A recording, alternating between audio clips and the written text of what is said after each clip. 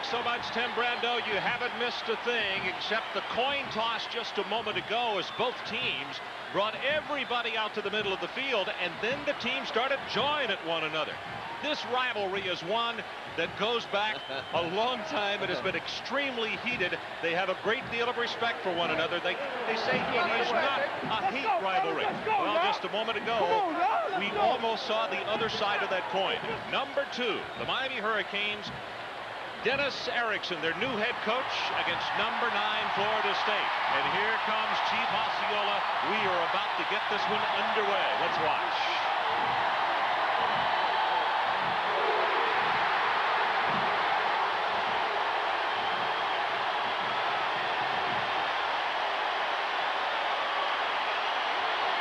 This is what happened just a couple of moments ago as you look at the Miami quarterback loosening up. Miami didn't want to move back to allow Chief Osceola to come out and put down the flaming spear. That's where the controversy started. 4 years in a row, it has been the Miami Hurricanes winning over the Florida State Seminoles. And in fact, when you look back at this series history, the first time that they met, Kevin, 1951. In the 80s, it has been the Miami Hurricanes who have done the damage. They have won 7 and they have lost only 2. Yeah, but the 2 burners, Ron, I think are probably those 2 losses the last 2 years in 88 and 87, and they probably kept Florida State from playing for the national championship. The only losses on the schedule for Florida State. They haven't forgotten a great opportunity tonight to maybe knock Miami out of contention for a national title. In fact, if you look back at the entire 1980s, 3 times Bobby Bowden's ball club has been 10-1. All 3 of those ones are losses to this ball club right here. Dennis Erickson, well, he is known as a rebuilder. He did a great job of it at Wyoming, also at Washington State. But Ken, taking over a Miami ball club that really wasn't looking for rebuilding. Well, he brought his offense, but he didn't have to touch the defense. This is the #1 defense in the nation coming into this game. And Dennis Erickson and his staff did something I have never seen done before. They not only kept the defense and the defensive philosophy, they kept the terminology. And instead of teaching the players new terminology, the coaches learned Jimmy Johnson's terminology. Has it paid off? Well, you will be looking at the best front 7 in the nation tonight for Miami. And the key to the game, can Florida State contain those guys, keep them from getting in their backfield? Bill Mason to kick it off. We will see Richie Andrews tonight, but it will be Mason kicking off. Andrews to handle the placement. To the far sideline, will be taken and hit inside. Berry at the 22-yard line, and oh, what a hit. And now, for tonight's road handler starting lineup, this is the way they will open the ball game. At quarterback, Gino Torretta, Pinole Valley, California. His fullback, the lone setback, is Conley. Now, they list him as a tailback, but he actually is a receiver. It's Carroll. The tight end is Chudzinski. The other 2 wideouts, Dawkins and Randall Hill. Bobby Garcia is the center. And we'll check the rest of the lineup after this. First play from scrimmage. Torretta under pressure.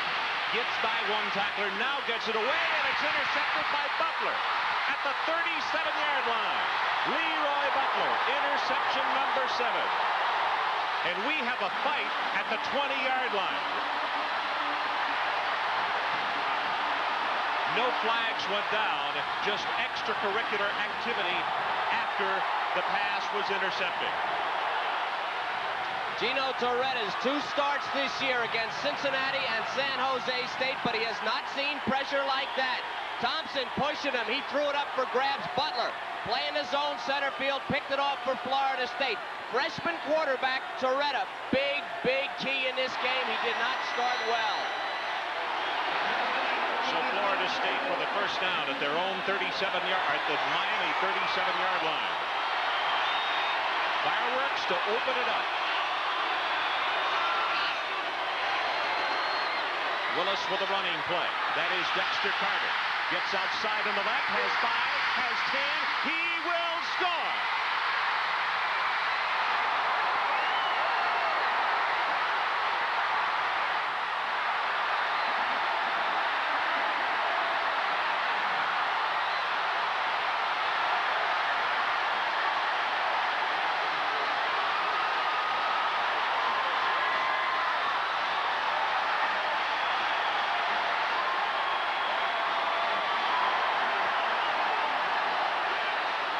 37 yards. Dexter Carter is a senior.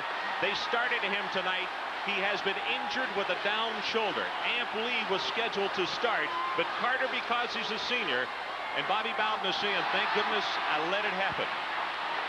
Andrews makes it Seminoles 7 and Miami nothing. Nothing tricky about this. Bobby Bowden, known for his trickery. I formation. Florida State will run primarily out of this. They'll run to your right. It's weak. Bennett with the block, the fullback, and now it's speed. He outruns that very quick front seven for Miami. Dexter Carter in for a touchdown. Terry Anthony, wide receiver, number 8. Bennett, 22, bottom of your screen. Terry Anthony with the block, and Dexter Carter with the run, and this will really shake up the Miami defense. There's been a question about this Miami team. Have they been tested? Toughest team to date, Michigan State on their schedule. That, by the way, the run by Carter is the longest run from scrimmage by Florida State in the 1989 season.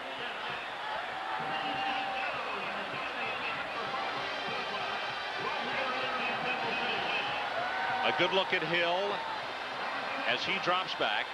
Along with Johnson, they will be the 2 deep men for the Miami Hurricanes.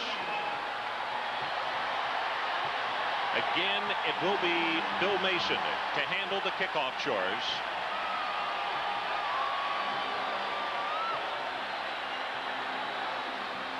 Seven to nothing. Seminoles on top, and they kick it away from the deep men, and it goes out of bounds at the 20-yard line and a 5-yard penalty. Chris Fowler is with us in the telecast tonight, working the sidelines. Let's go down and have a conversation with him. Pretty quick, huh? Okay, Ron, interesting to watch Gino Torretta on this drive. He's appeared in 4 games now. In 3 of those, he threw an interception on the very first possession. He's been able to come back after that, including his relief job against Michigan State. And you think this series is critical now, falling behind 7-0, fellas. A good look at Torretta. We have not played 1 minute of football here at Florida State. And 7-0, his last start, and these are the numbers against San Jose State. A new Miami single game record. And of course, you know some of the names.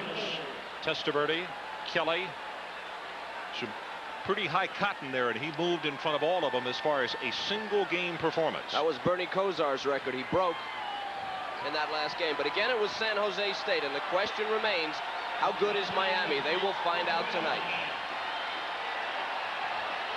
Big day in college football, and of course at halftime and also at the end of tonight's ball game, Bob Carpenter will bring you up to date on today's action.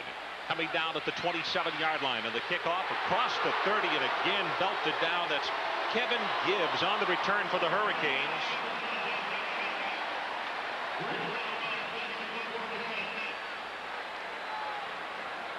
So let's take another look at Miami. Right in the middle, we had the interception. Garcia is the center. Now he is flanked by 2 very good ones. Handy along with Rod Holder.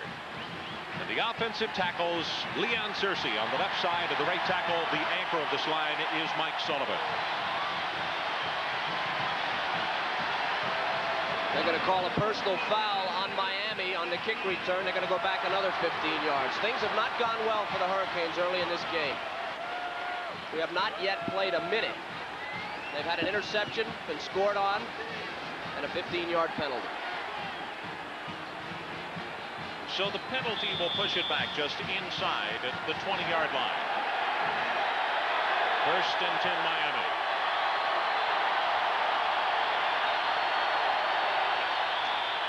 Running play. Conley up the middle. 5 goes for 9.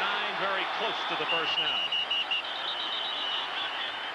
Let's check the defense for the Florida State Seminoles. Odell Higgins is the nose guard. The 2 defensive tackles, Eric Hayes and Henry Ostazuski.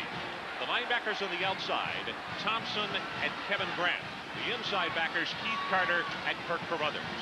In the secondary, Errol McCorvey and Leroy Butler, who made the pickoff just a moment ago. Dodge and Reagans are the safeties. Motion, pressure on Torretta, runs out of the pocket, he just throws it away. Nobody is there. Pressuring on the passer was Eric Hayes, and this story has really become huge. Last week we talked about him coming in at 300 plus.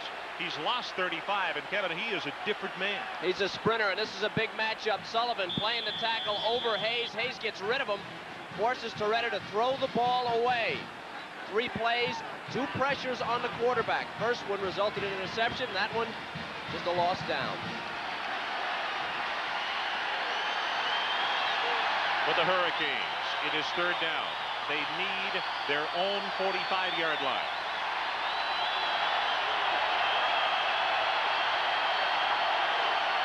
Draw play. Conley at the 35 as a marker comes down. He is about 3 yards shy of the first down as Butler from his right cornerback spot makes the tackle. But let's check the penalty at the 34.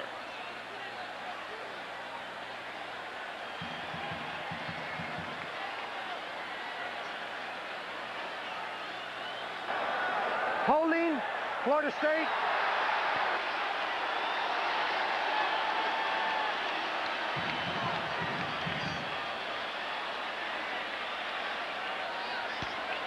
So Bobby Bowden's ball club looks at a penalty that is going to be stepped off from the point where the ball was moved forward to.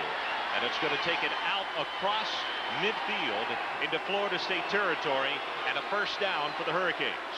Bobby wants to know what's going on. That was a dead ball penalty after the play, so they get the play and the penalty tacked on. Florida State, very similar to Miami, a very aggressive upfield defense. Screens and draws will work against them. Worked just now in that last play. Torretta hands it off right up the middle. Alex Johnson, the ball carrier, inside the 45-yard line. As Henry Ostazuski from his right defensive tackle spot comes over to make the play. All right, look for 23 red with the face mask. Right hand on the face mask. And that was the penalty after the play. From the 45, 2nd down, Hurricanes. 7-0, Florida State leads. Torretta swings it out of the backfield, has it complete inside the 40-yard line and down to the 34 as Carruthers and Ostazuski coming over to make the hit of the play on Shannon Crowell. Shannon, a junior out of Atlanta, Georgia. That's his 10th reception of the year, and he has scored one by passing. We talked about that Miami defense, how it is the same defense that Jimmy Johnson ran. The offense is Dennis Erickson's. It's meant to spread you across the field, make you declare defensively, an easy way for a quarterback, especially a young quarterback, to read. Miami very even on first down selection as you see the running play with Conley, and he cracks it inside the 30s down to the 28. Butler from his right corner spot for the Florida State Seminoles. Well, if you joined us late, we had a lot happening in a hurry. Miami didn't want to move back so that Chief Osceola could come out and put down the flaming spear. The officials got them separated. An interception off Torretta on the opening play, and the first play from scrimmage, Florida State takes it 37 for the touchdown. Conley, right side, cracks his way to the 24, and he's close to the first down. And Kevin, you might explain to the audience, you look and see Conley, say, wait a minute, he's a fullback. He's only 5'9", 170. They list him as a fullback, but he's just what they're looking for in their offensive scheme. They don't want a big bruiser necessarily. Well, they call him a fullback. He's the only player in the backfield, but actually what he is a running back. They call Wesley Carroll a tailback. Wesley Carroll, number 81, you'll be hearing about him later in the game, is actually a wide receiver. We'll explain further. Crowell goes right side, hurdles down to the 20-yard line. Carruthers will hit him as he goes midair, and it's going to be enough for the Miami first down. Well, Oakland, good heavens, Henderson again.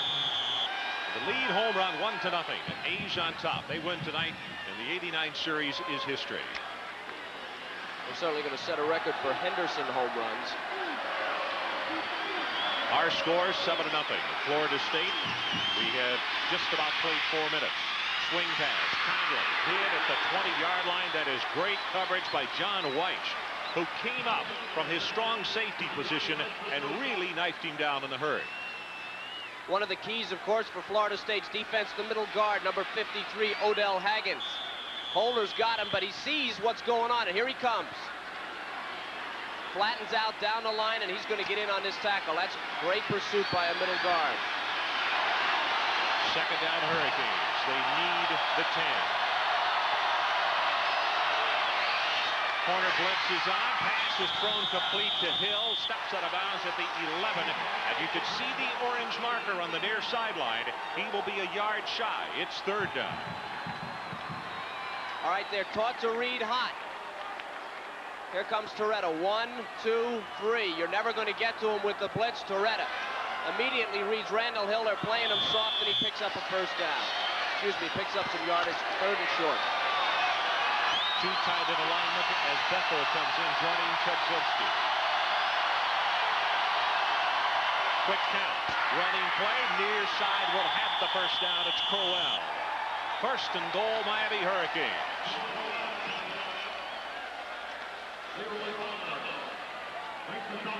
We're almost 5 minutes into this game. We have not seen the Florida State offense yet. Just one play. The running play with Dexter Carter taking it the distance, 37 yards, as they ran it to the open side of the field, and he scored.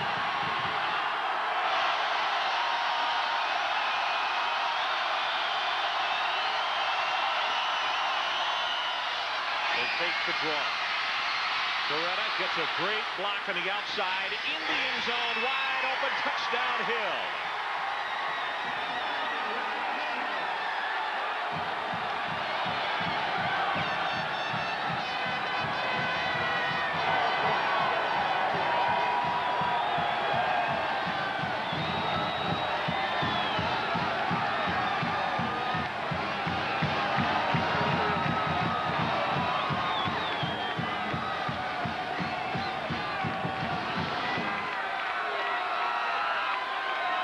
Carlos Huerta, perfect on the year, 31 of 31. Tries to tie it, and he does. Coverage was there. I want to give it to Gino Torretta for the scramble, and Bobby Garcia, I believe the center, number 50, will make the block. Here comes Torretta. He's going to draw the defense up. Now, right at this point, they're covered.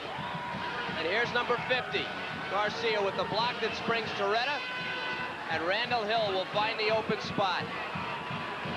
Defensive backs have to commit to come up and get the quarterback, Torretta. It's number 3. Seminoles 7 and the Canes 7. Let's catch our breath. ESPN's College Football Saturday, Miami versus Florida State, is brought to you by Oldsmobile and their all-new 4-door Cutlass Supreme. And by Tempstar Furnaces. You can rely on the star. Well, the Chief riding high on this one. 7-7. We are tied. Ron Franklin and Kevin Kiley. The announced crowd, they haven't done it yet, but we are certainly at another record here this evening, and they're getting their money's worth. This is coming to Dawson at the 14. Gets outside on the left, takes the hit, and goes down at the 24-yard line. Robert Bailey of the special teams, as Miami possessing tremendous overall team speed. Thing about this touchdown that impresses me, Gino Torretta, freshman, throws an interception, and look at the poise. Able to wait, waits for the block from Garcia, draws the defense up, has all that poise, is able to wait till Randall Hill gets free, and that's after having probably as bad a start as anyone could have in a big game. So Hill on the touchdown reception, almost using 5 minutes on the play, on the drive. And Miami comes right back. Leonard Conley deserves a big part of that touchdown. Played magnificently, ran the ball super on that drive. Face mask penalty against the Seminoles on the kickoff. So the ball has been pushed back inside the 20. They will scrimmage to the 18.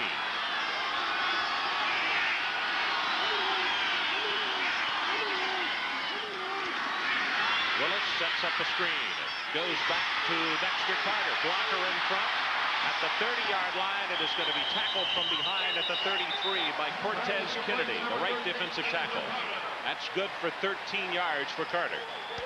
Miami is an up the field, a very different type of defense. They just lay their ears back and they come. They create a natural space for screen and draws. You could see Bernard Clark, 57, coming back. Opening space here. Dexter Carter picks the ball up, has a lot of running room before the Miami defense can react and get him from behind, actually. Cortez Kennedy coming from behind the defensive tackle, but they are very susceptible to screen and draw.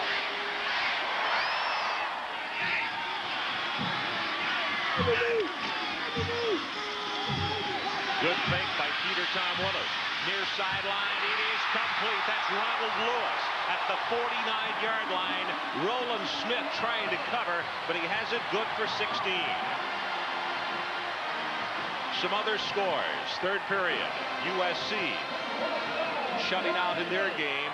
Houston up now by a touchdown over Arkansas. Tulsa with a shutout over Louisiana Tech there early. Central State of Ohio, 101, Lane, nothing. Our score, 7-7. Just under 10 to play, opening period. Draw play, Carter spins off one tackler. He'll take it to the 48 as Greg Martin, the right defensive end, stays home to make the tackle. They say the first two steps of the Miami defensive line the quickest in the nation. Let's take a look. Guys in the white hats, sprinters. Here they come, and this is why a draw and a screen will work. The offensive line trying to push. You see him pushing Maryland in the back?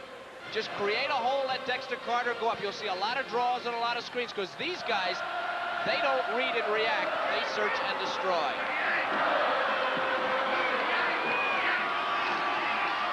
Carter, right side, breaks it open for the first down. He's inside the 40-yard line.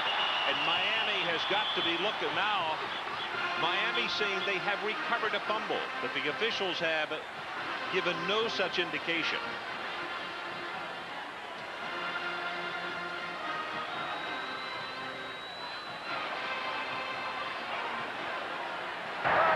Offsides, Miami.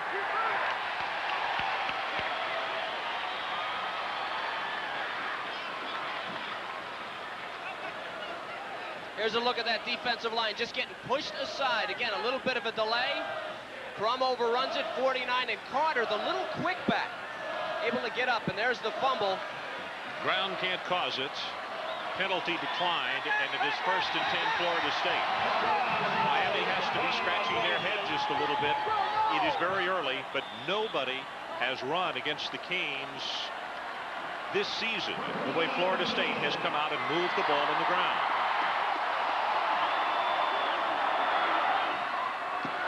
Willis over the middle, tipped, almost intercepted. 57, Bernard Clark, the senior out of Tampa, got a hand on it. Hurley Brown was the next closest man to it. They say Miami is a different team with Bernard Clark in there. They call him Tiger Clark. He was named Tiger when he was 2 years old by his sister because every time she tried to get him out of the crib, he fought her like a tiger. He's lived up to it.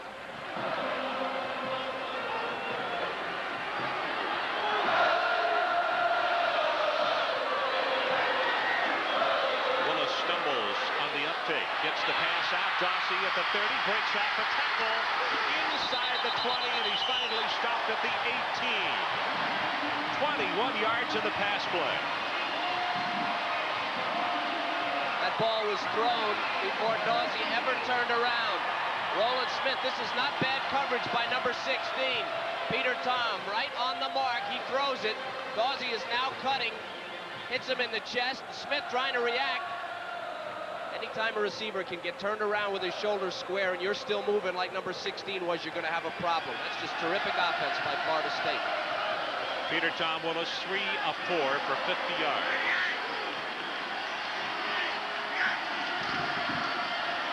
Dexter Carter turns the corner, has 5, 7, 8 yards. Hurley Brown, the strong safety, comes up to make the tackle. They will spot him dead at the 12-yard line. The way you neutralize great athletic ability, and make no mistake about it, Miami is as good, probably the best defensive line in front seven in the nation. The way you neutralize it, you mix it up, and Florida State, just pure genius. Their offensive coordinator at mixing it up. Here's how quick they are. Willis McGee scores 7-2. tackles were well over 300 pounds at one time. They run 4.8s. Willis, quick out pass, incomplete. Looking for Lewis in the far flat at the 6-yard line. It will be 3rd down for the Seminoles. To pick up the first, they need the Miami 8-yard line. Peter Tom Willis, as we mentioned last week, if he maintains his current pace, he could become the most prolific of all Florida State quarterbacks.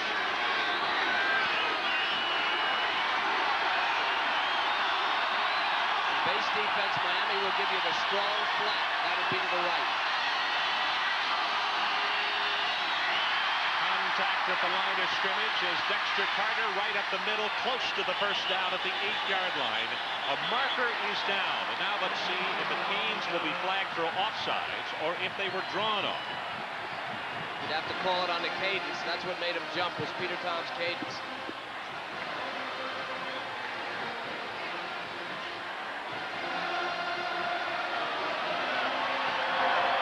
There's offside on Miami. Peter Tom changed the cadence. See if he can see his head. See the twitch on Peter Tom? Maryland right over the center. One out of the corner of his eye saw Peter Tom twitch. Bang, he was in the backfield. Cost him 5 yards.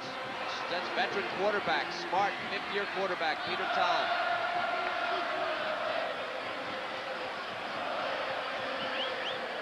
Yeah, but I think what they're doing, they're checking to see if the run picked up the first down or if the 5-yard penalty will be the first down. So they're going to step off the 5. And from where they have marked it, yep, it is 1st and 10 Florida State. Or let's say 1st and goal. Well, the Seminoles, what happens when they go inside the 20? 27 of 29 possessions they have scored. 20 of those touchdowns.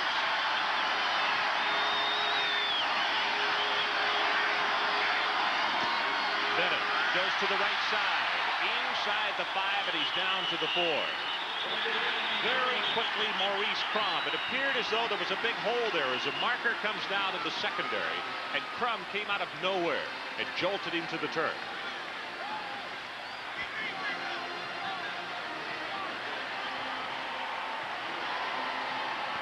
Reggie Johnson, the tight end, comes by. You can see his signal. He says it is against the Kings. We have offsides, Miami, flipping, Florida State, offsetting, replay the down. So let's bring it back to the 7-yard line.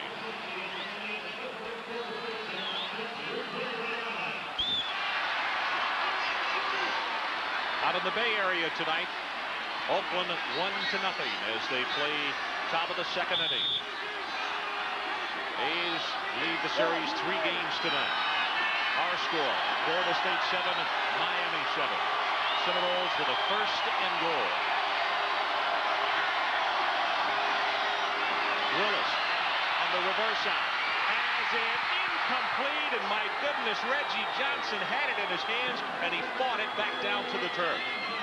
Oh, my goodness. Well, this is a rollout, and Peter Tom Willis immediately will beat the pressure there. Smith trying to get him. Reggie Johnson just simply should have had the ball. It's wide open. Reggie goes up. In pulling it down, he pulls it all the way down and loses it. There's from behind it. Crum almost gets a hand on it. Reggie right where it needs to be.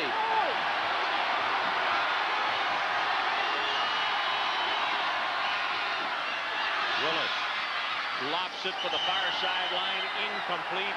Dave Roberts, the intended receiver. Russell Maryland was putting pressure on Willis, the junior from Chicago.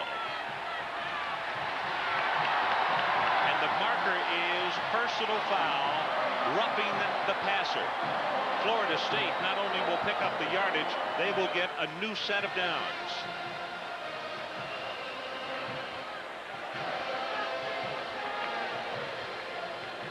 Number 58, Willis McGee's the left end. Is the man who makes the penalty or has the penalty. Roughing the passer, Miami, half the distance, automatic 1st down. It's a very aggressive team. Here comes McGee's. One, two. Maybe instead of hitting him, it might be the helmet in the back that they're calling. A spearing shot. Either way, definitely a penalty. From the 3.5.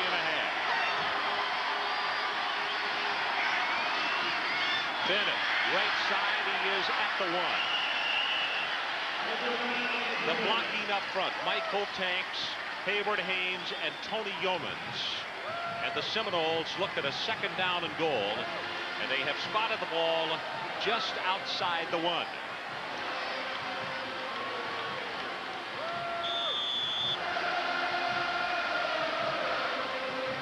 On goal to go, Florida State, well, they've been pretty productive. 9 of 11 possessions, 8 of them touchdowns. They're on the 1-yard line.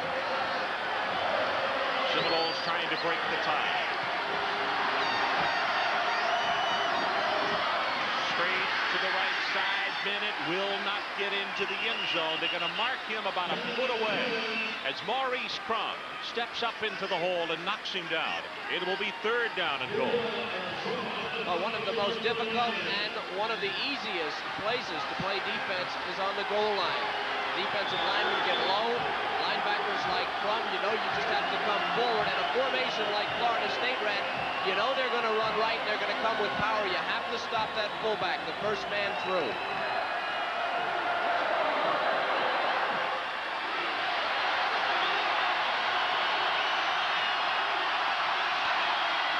Bennett, right side, touchdown.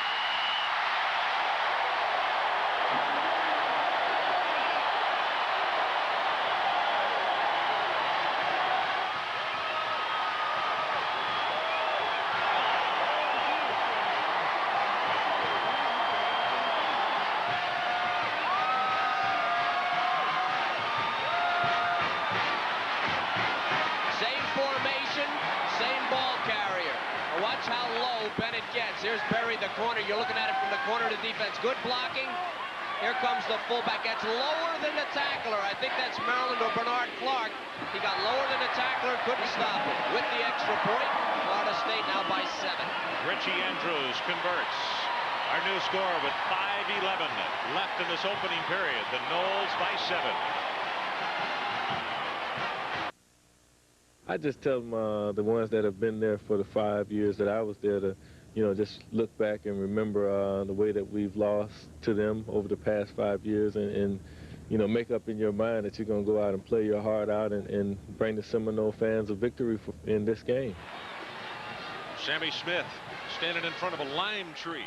You see him in the 80s, though. This is the ball club that has been a thorn in the side of Florida State. The Canes have won 7 and lost only 2. Mason's kick is going to come down short at the 20-yard line. 25, but at the 30 is Gibbs again. And Miami will take it over with good field position at the 33. Bobby Bowden always coming up with something. This is Robert Stevenson, a tackle who makes this block, allows Bennett to go right there for the touchdown. Putting the left offensive tackle at the wing position. Boom, boom, and he's in. Always a different formation. On the scoring drive, covering 81 yards following that penalty on the kickoff. Bennett from 1 yard out. 14-7 Florida State.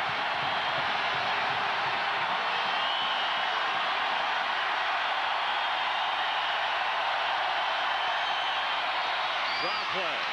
Conley. Oh, is he knocked back at the 39-yard line. Leroy Butler from his corner spot, and you could see the headgear go completely back in the jar of the tackle. Kev, I wasn't sure if he was reset as they moved him in the backfield. Gino Torretta telling people what's going on here. You can see the freshman quarterback calling it, and Conley will take a step to the right. You were right, Ron. Running the show, just a freshman. Was on the scout team last year.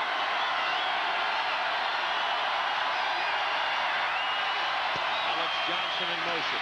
Pressure from the corners. Pass incomplete. As you can see, Thomas had fallen down. The intended receiver at the 45-yard line. Lamar Thomas, a freshman out of Gainesville, Florida. Now that was the first look at what Miami will do under Dennis Erickson. What they did is they sent the remaining back in the backfield in motion. And the reason, it was Alex Johnson. The reason they do that is they want Florida State to have to declare what they're going to play against that. That time it was man-to-man coverage. You'll see that again. Third down. The Canes need the 43.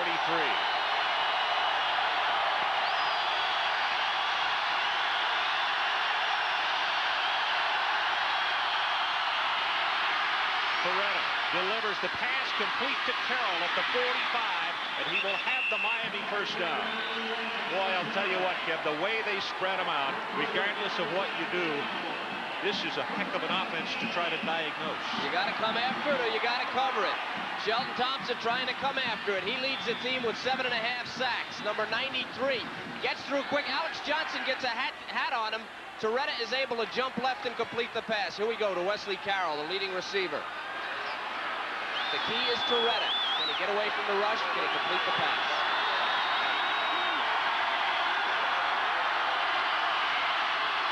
Johnson goes right side, has 5 yards, close to 10 as he takes it down to the 46-yard line.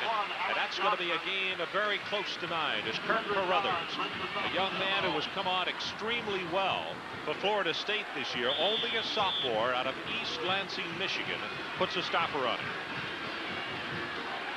Shannon Crowell will check into the backfield.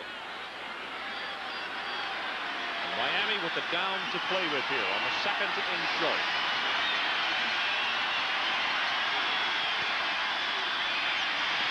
Torretta, he's going for it all. Far sideline, and that went about 5 yards out of bounds. Randall Hill, the closest man to it. The closest non-uniform was one of the Florida State cheerleaders, about 6 yards out of bounds. 93, Randy Bethel checks into the lineup. He will be the 2nd tight end along with Chudzinski. Torretta's numbers in this opening quarter: 5 of 9, 36 yards, 1 touchdown. On 3rd and 1. Right side, Crowell, and I don't know. Very close as Eric Hayes, number 78, makes the pop.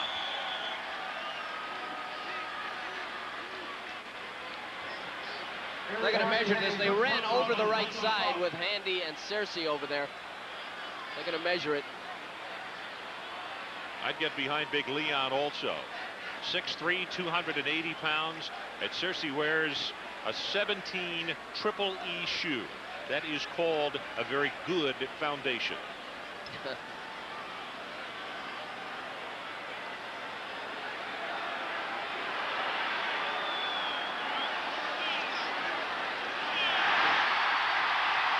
Inches or an inch. Yeah, he missed it by nothing.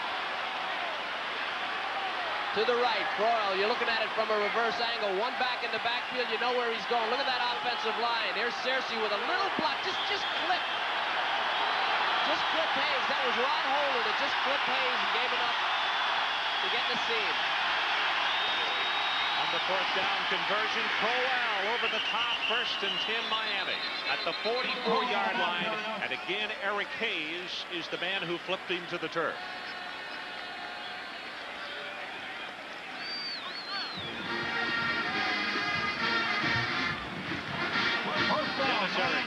We spent Thursday down in Miami watching the Hurricanes go through their final warm-ups for this ball game tonight. Erickson said, when it comes to changes, there were some I didn't want to touch. We'll talk more about that as the ball game goes on.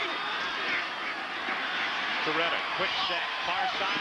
It is caught by Carroll at the 26. Wesley Carroll, and we had to wait for a moment as he came out of nowhere. It's good for 18 yards. This is a great adjustment by both Torretta and Wesley Carroll. You're going to see Carroll come up the seam, or you're going to see Torretta throw this thing. Just finding that dead spot in the middle of the zone, and look at Torretta laying in there. Wesley Carroll lays out. Great story, Wesley Carroll. A tragic incident last year in his life, but he came back and has really made good here in Miami.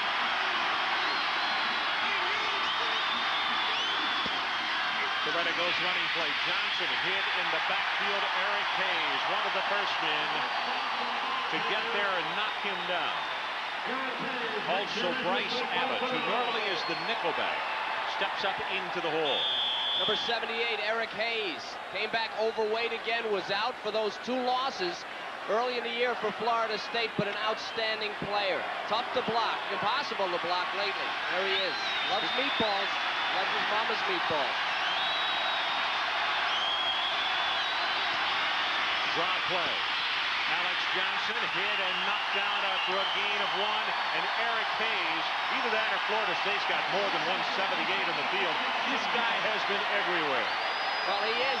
When his weight is down and he's down to about 270, he's just impossible. He's a little high, but he gets his hands on hand. He does a spin, which is just an incredible move for a guy 270. As soon as he saw the ball going, he put his butt right into Handy and was able to spin out and get back to the ball carrier. He's smiling because he's thin. He's thin now. He's slim.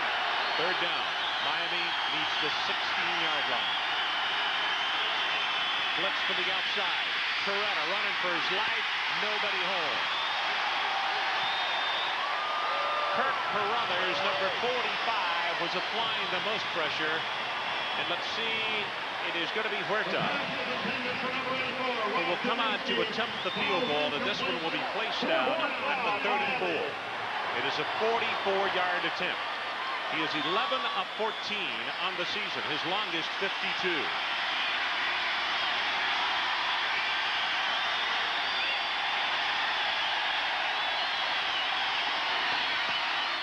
Has the distance, and we have a 14-10 ball game as Carlos Huerta splits him from 44 yards. Let's take a timeout. Noles by 4.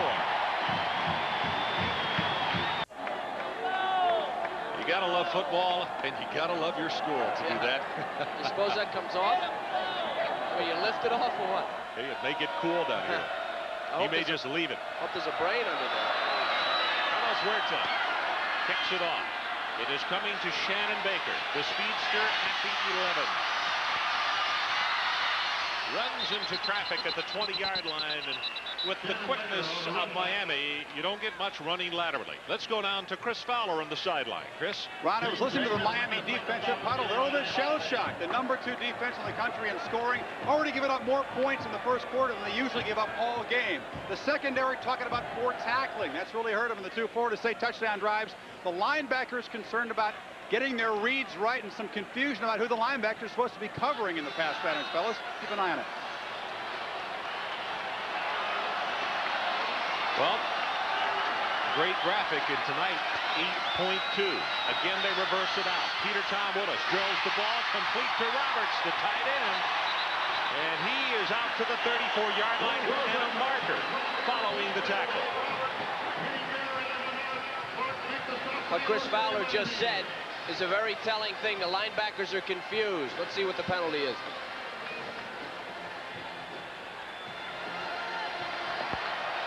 Personal foul against Miami.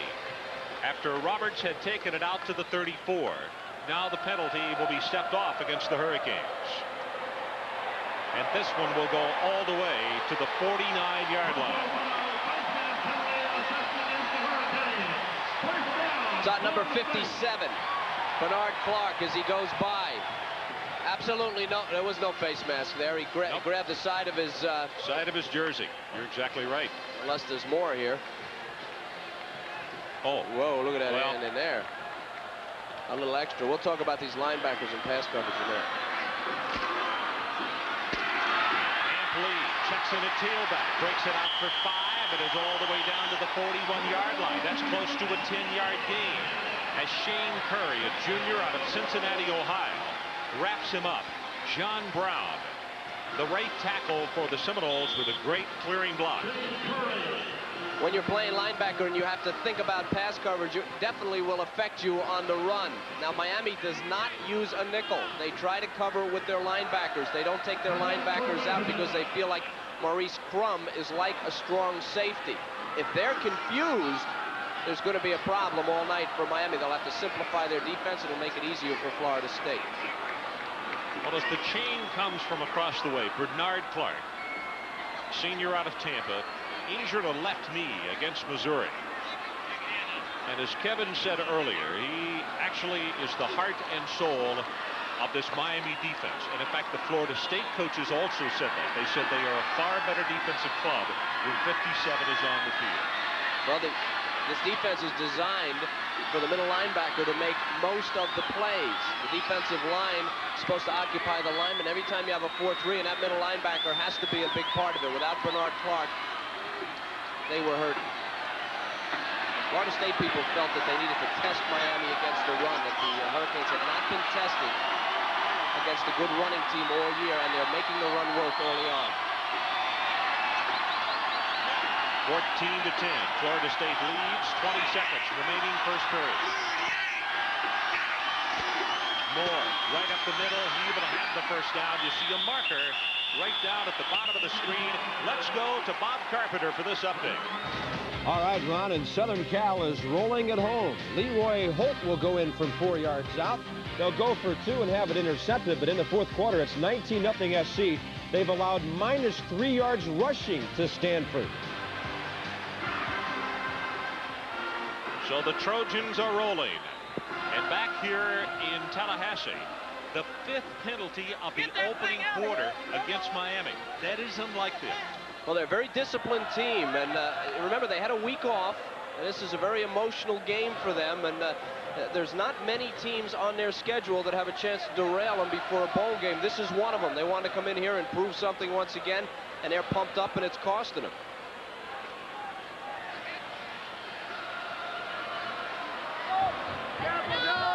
Waiting for the officials to step off the penalty, and now they mark it off just inside the 37.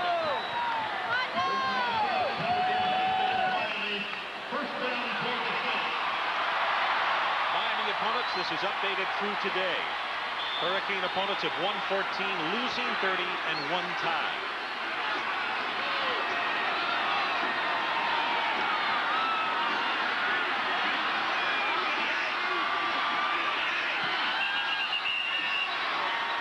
Whistle sound, and that is the end of the first quarter.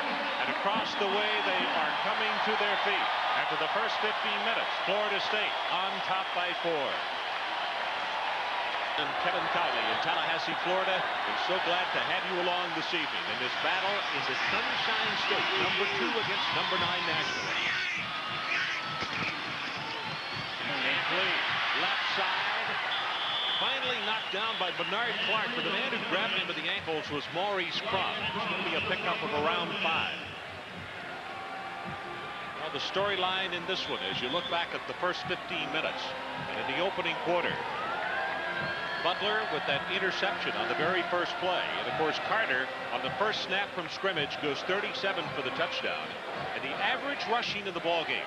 And, Ken, how shocked are you with that? Almost 10 yards per try. Well, it's a monster for FSU because it gives them balance offensively and keeps that rush of Miami's from getting to them. Play action. Backside. Willis has the ball knocked loose. It's recovered by Miami.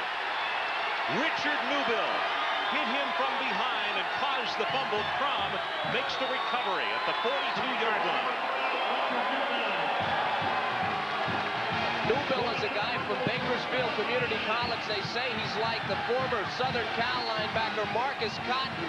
Bigger, stronger, not as quick. Nobody blocks him. And here comes Crum to pick it up. Now, this is the rush we were talking about. Miami, a lot of pressure, a lot of fine athletes. Toretta, quick out pass, and it is caught by Hill. Nope, they're going to say he trapped it. Hill can't believe it.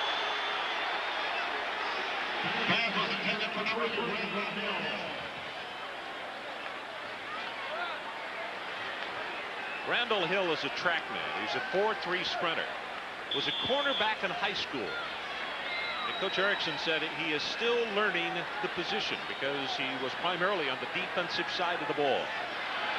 People ask him how fast he is. He says it's classified. And he's not kidding.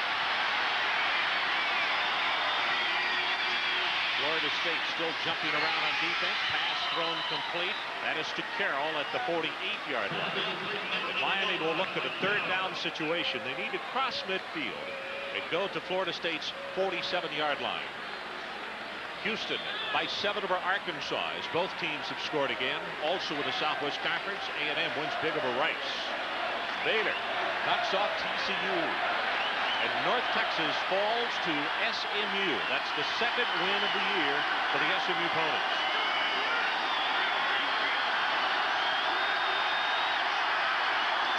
On third down, quick pass, almost intercepted, incomplete. It'll be fourth down, and that's Chris Hall who stepped in front. Oh my, he had 55 yards of open ground in front of him. Well, the Seminoles were all over this. They went to a trips on the left with nobody in the backfield. Florida State's defense comes up. Everybody was coming up. Here's a reverse angle. Here's the trips. Carruthers gets blocked.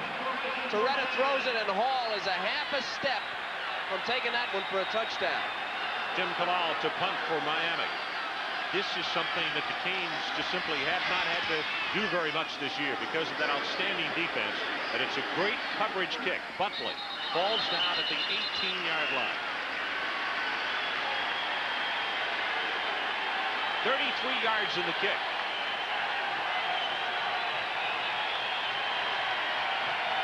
That was the 24th punt. Kev, only 4 returned for no yardage this entire season. Why bother returning any? That's like a stat from Oz. Yeah, that's right. Record crowd here in Tallahassee, Florida tonight. We had a record crowd last week as Auburn came to town. But when these two teams meet, well, tickets are at a premium. Burt Reynolds is here. Lonnie Anderson is here. I should have said Lonnie's here. They called him Buddy Reynolds when he played back here in the 50s. He dropped out when he became a detective. And I guess a rum runner. I guess that's what he was. 14-10, Florida State on top, just over 13 minutes. And total yards in the ball game, relatively close. They run the reverse. Ronald Lewis looks for a block, and against Miami, that is an extremely tough thing to do, as Bernard Clark not only stays at home, but knocks him down for a 1-yard loss. He's lucky he came out of this alive. I want you to see a 290-pound accident waiting to happen. Number 96, Cortez Kennedy, toward the disregard, draws speed. Look at it. He just misses him. Cortez with 4.87 speed. See it from another angle. And just got going. Hard to change direction when you're 290 pounds. But good coverage, good speed by Miami. Covered up. Here's Clark.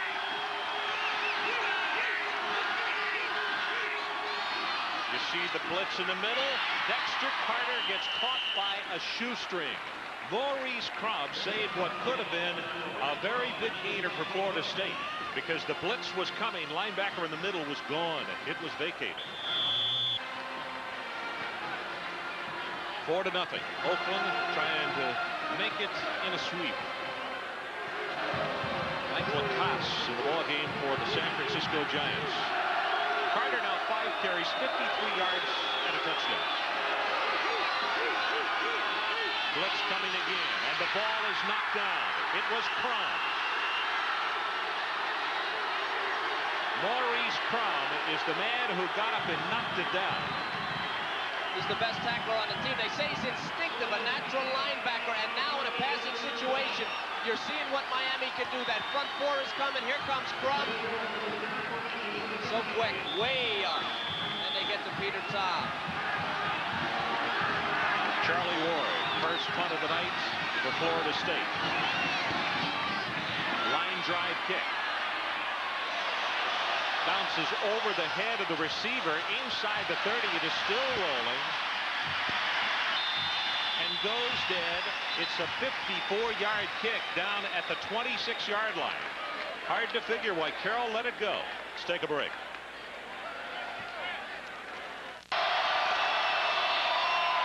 Conley right up the middle. Carruthers steps up into the hole and knocks him down at the 30. After that first interception on the first play from scrimmage, Gino Torretta, 7 for 14, just had 1 interception. He's only hit 2 of his last 6, however. So he got hot there a little bit late in the first quarter, and now he's cooled off a bit. You know, I was impressed with what Coach Erickson said the day before yesterday about not rocking the boat coming into a situation. The ship is running very high in the water. You don't make a lot of changes. 3 rushing linemen, 8 back in the pass, incomplete. It's Pee Wee Smith, the intended receiver. Want to know why he is called Pee Wee? Demetrius Devon is his given name. Pee Wee is what the guy's called. No, it's Pee Wee Demetrius Devon. That was a pick play on Bill Reagan's, the safety, and it worked. The ball was thrown a little bit behind him. They're playing man-to-man on that triple, a double slot on the left. And what Florida State is trying to do is pick that safety when he takes the inside slot. It worked on that play. Smith late entering the ball game. Draw play. Corrals tries to spin off the tackle. He will be knocked down after a gain of only 1. And Reagan's along with Bryce Abbott from the secondary. And boy, what a hand for this Florida State defense.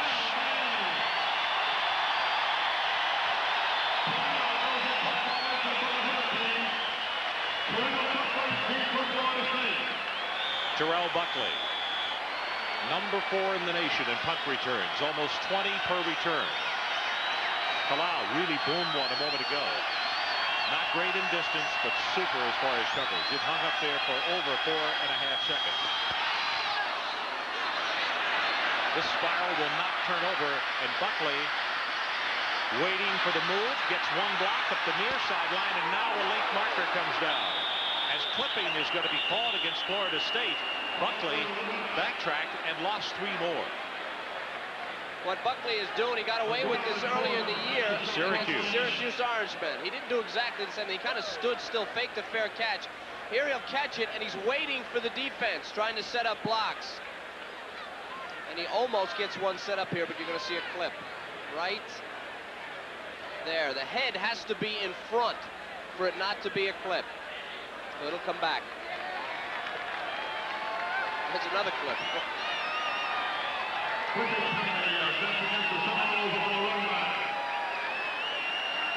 Ball has been pushed back to the 17-yard line, or in the vicinity. They are still looking. Now they go back another 5. They have placed it down at the 13. Just over 10 minutes to play. Opening half, Florida State 14-10 over Miami. The Hurricanes, number 2 in the nation, 6-0. And for the Seminoles, they are 5-2. They dropped their 2 opening games and then have come roaring back.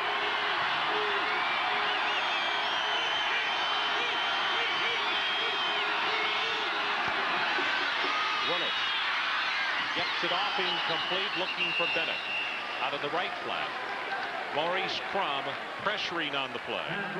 For number 22, Edgar Bennett. Broken up by number 45, Darren Smith.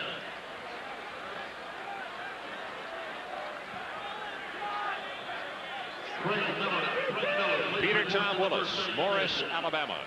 A senior, and his coach is the first to say that he is a little embarrassed, maybe himself, that it took him as long as it did to put him into the lineup, particularly with the output that he has given the Seminoles.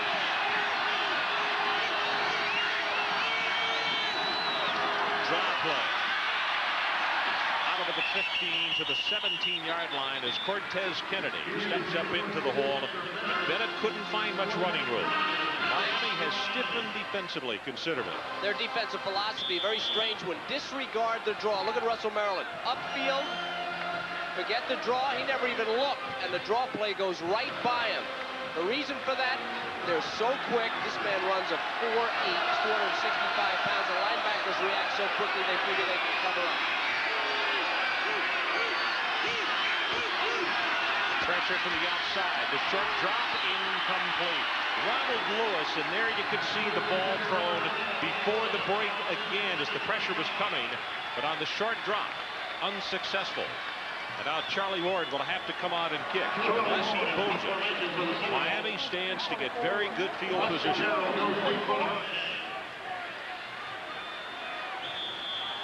54 on his first one. Wesley Carroll back in a single safety.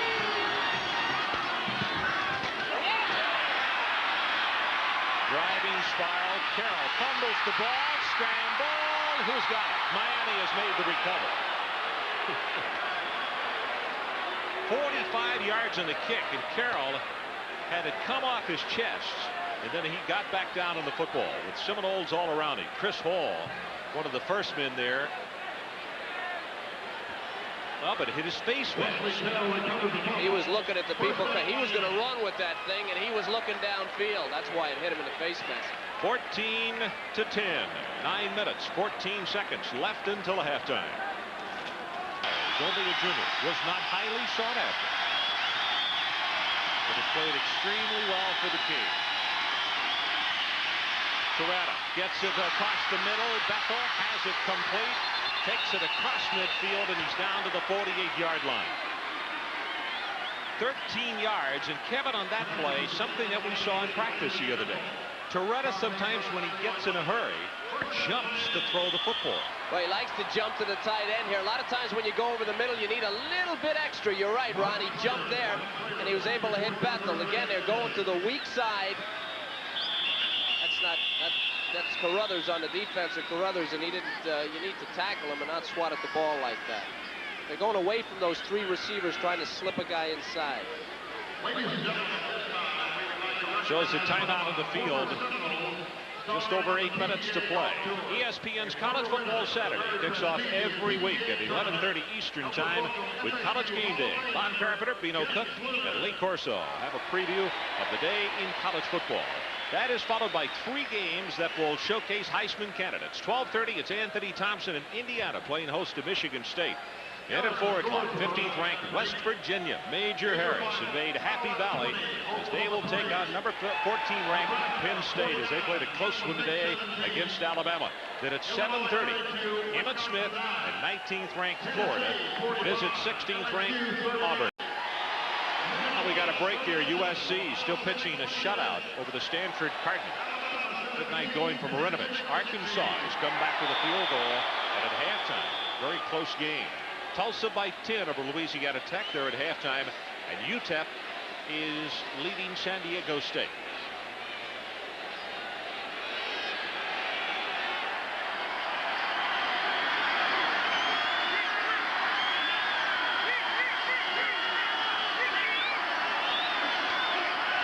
Receivers to the right. Quick out pass comes to Carroll.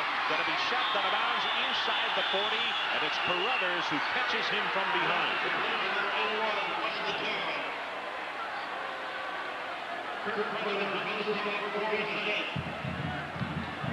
What they're doing is here, they're trying to pick on Carruthers right here with Carroll, and they get him coming out here to the flat, and Carruthers comes to here and then lets him go. And they're able to hit him on the pass. Watch, Carruthers 45. See how he lets him go? Then they hit Carroll in the flat, and he takes it upfield. They're going to have to cover him all the way. He's the leading receiver. They've got to cover him tighter.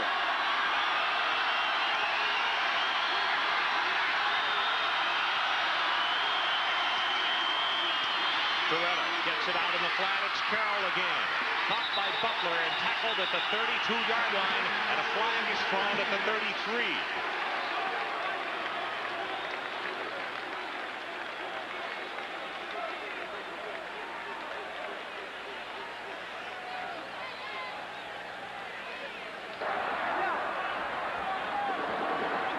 Face mask, Florida State, 5 yards.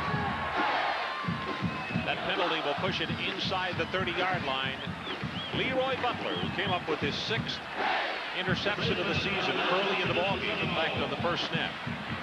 Gino Torretta, Manoa, California, only a freshman, took over when Erickson suffered a fracture on his knuckle on his passing hand. And the youngster has really done a magnificent job. 2 brothers played college football. In fact, one, Jeff, played at Miami. He was a backup to Vinny Testaverde. Tragic interesting story. Yeah, his dad died last year. Yes.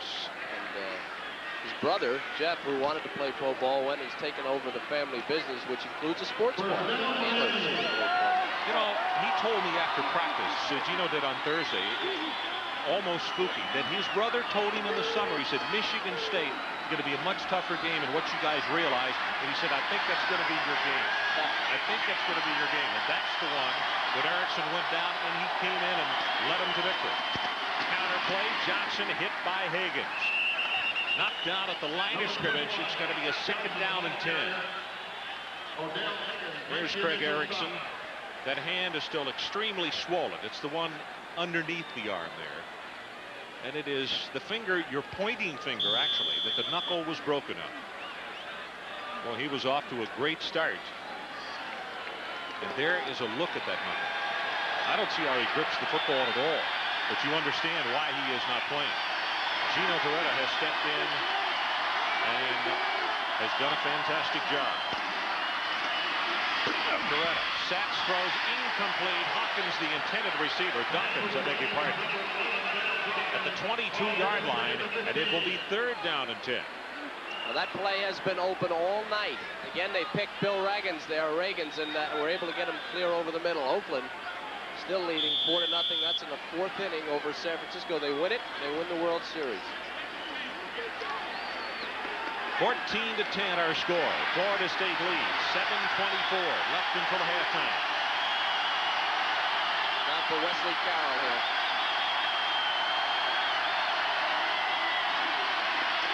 Pressure up the middle. Pass is incomplete, and a marker pass interference will be called against Florida State.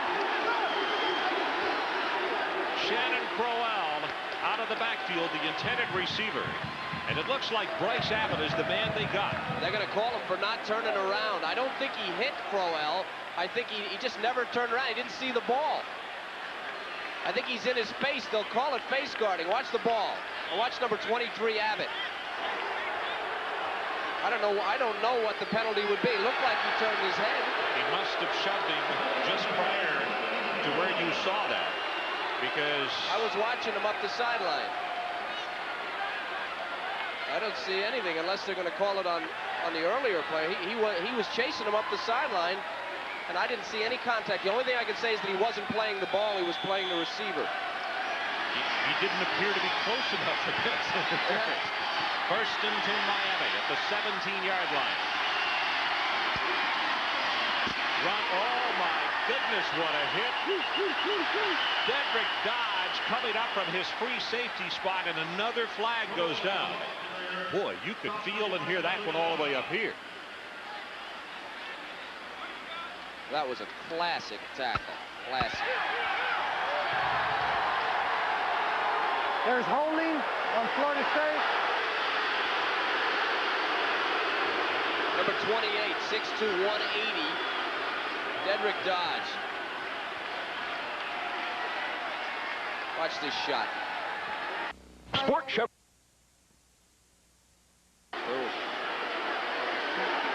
Crowell really gets jarred. But meantime, as we come back to live action, as you look at the penalties, Miami, we mentioned 5 against them in the opening period. Now Florida State with 6. The ball is just inside the Seminole 8-yard line.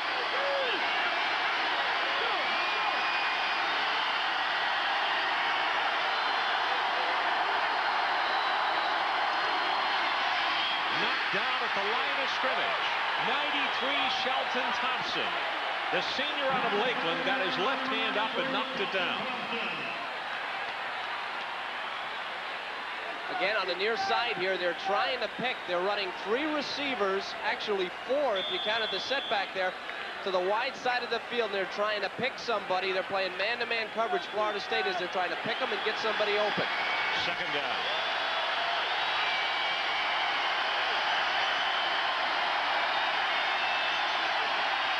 Short drop, has it complete. Dawkins tackled inside the 3-yard line.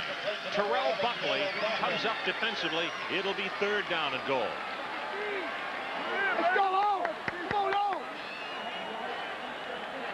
If you go to a Miami workout, Coach Erickson stays with the quarterbacks. He does not drift from one side of the field offensively and then defensively. He is with the quarterbacks, and you can see Pee Wee Smith coming in, bringing the play. That's the messenger service for the team.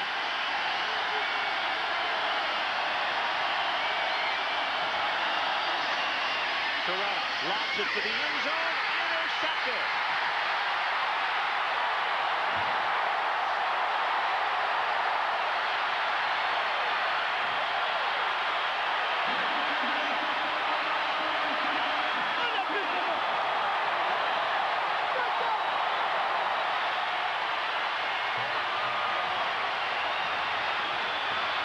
They went to two tights with two people in the backfield. I think they thought Florida State would bite on the play action.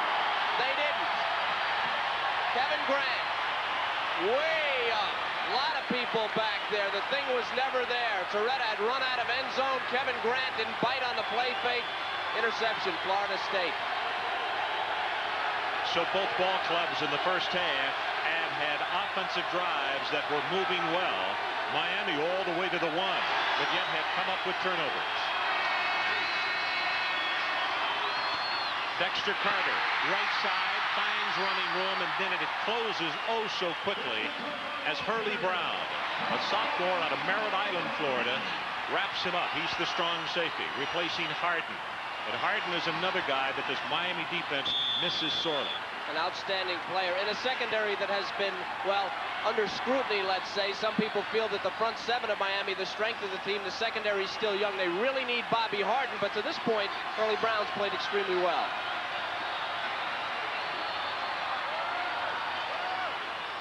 Carter gets the pitch. Little seam in the defense. Will take it for a couple, and then Willis Pegues closes the hole down. It's going to be third down. Florida State will need the 30-yard line, and they're going to place this down just around the 27-yard line.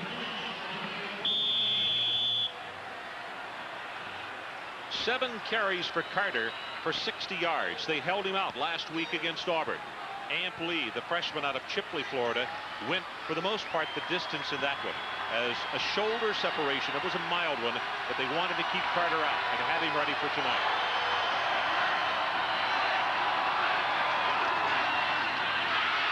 Willis running for his life, and he is sacked. Willis Pegues way back at the 15-yard line. You would think against the team as aggressive as Miami that comes upfield, this would work. It's a bootleg. But watch Willis Pegues, 58. From sees it, but Pegues keeps outside leverage and then has the ability to react inside and get a hold of Peter Tom Willis and drag him down. Ward to punt. Low, wobbly spiral. This one is not going to make midfield. And one of the things that Bobby Bowden said in our meeting yesterday, was extremely worried that Ward had not been kicking well at all. The Hurricanes will take it over with great field position at the Florida State 44. Miami needing 3 yards for the first.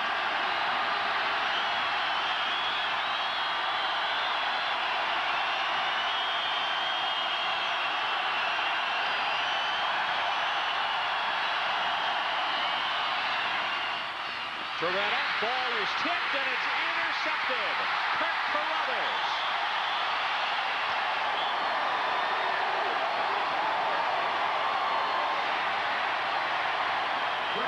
Terrell Buckley made that play, Ron, number 27. They tried to go to Wesley Carroll again, but they changed the defense. Florida State came up and covered him tightly here. Watch Buckley. See Buckley sitting right there in his zone in front of Wesley Carroll. He tipped it up. Carruthers had it. And they played it a lot closer to the line of scrimmage, and it paid off. They pick off Torretta. Third interception off the freshman tonight. Second of the year for Carruthers. Draw play. Dexter Carter, nothing there. Oh my goodness, Maurice Crum. Good look at Kirk Carruthers. Only a sophomore. East Lansing, Michigan. It's the leading tackler on the team, Carruthers. And a great cover guy, but in that case, he was the recipient of just a floater. Of course, they have that drill. You know, Wayne McDuffie told us yesterday, Florida State offensive line coach, offensive coordinator, he said this is going to be a game we can't be out-toughed. And they haven't been. Draw play again. This time it is Bennett going straight ahead. Takes it to the 35. They gained the yardage back that they lost just a moment ago. Russell Maryland has the stop for Miami, and now it's a third down. And to maintain possession, Florida State needs to take it out to their own 45. Kevin, we still haven't played a first half of football here. And how many hits? We're almost to double digits of oh my goodness hits. I mean, they have really been racking some headgears tonight. Well, Wayne McDuffie really made that point. You have to be tough to play Miami. Blitz is on. They set screen to the right, incomplete. And while you're at home thinking, well, with the blitz, it's the perfect call, did you see two white jerseys come flying into the picture? Team speed by these two ball clubs is absolutely incredible, and particularly on the part of Miami. I think that's a very good point and a perfect example of how they disregard the screen in the draw. They couldn't have cared less. That was a screen pass. That was a dead sprint, and Peter Tom Willis was the finish line. Shea Ward can get off a better one this time. Spiral is not going to turn over. Fair catch is called for. Fumbled again by Carroll, and he makes his own recovery. Boy, Dennis Erickson has a very nervous stomach before ball games, but after what Carroll has done twice tonight, he may be chewing on the tums at halftime. Well, Charlie Ward kicked a knuckleball. You can see Carroll has no idea. I mean, he's really having a problem with it. It was kind of a knuckleball, but Wesley can sure pick him up after he drops him. He's super too. Must have a lot of practice dropping him. Probably played baseball. 1:59 left until halftime. Seminoles by 4. Toretta gets it out, complete to Conley, puts a head down. Ball is fumbled, and Florida State recovers at the 33.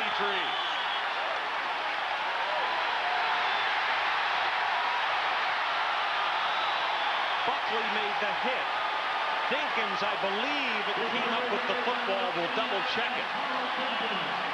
Well, you can put up another oh my goodness hit. Conley, Buckley just low to boot. Carruthers comes. He's the one that forces the fumble. The ball is loose, and Dinkins is the one that gets it. Howard Dinkins. You know, we had talked early on that Conley is their fullback, but he only weighs 170 pounds. And when he gets double teamed, you can see what happened.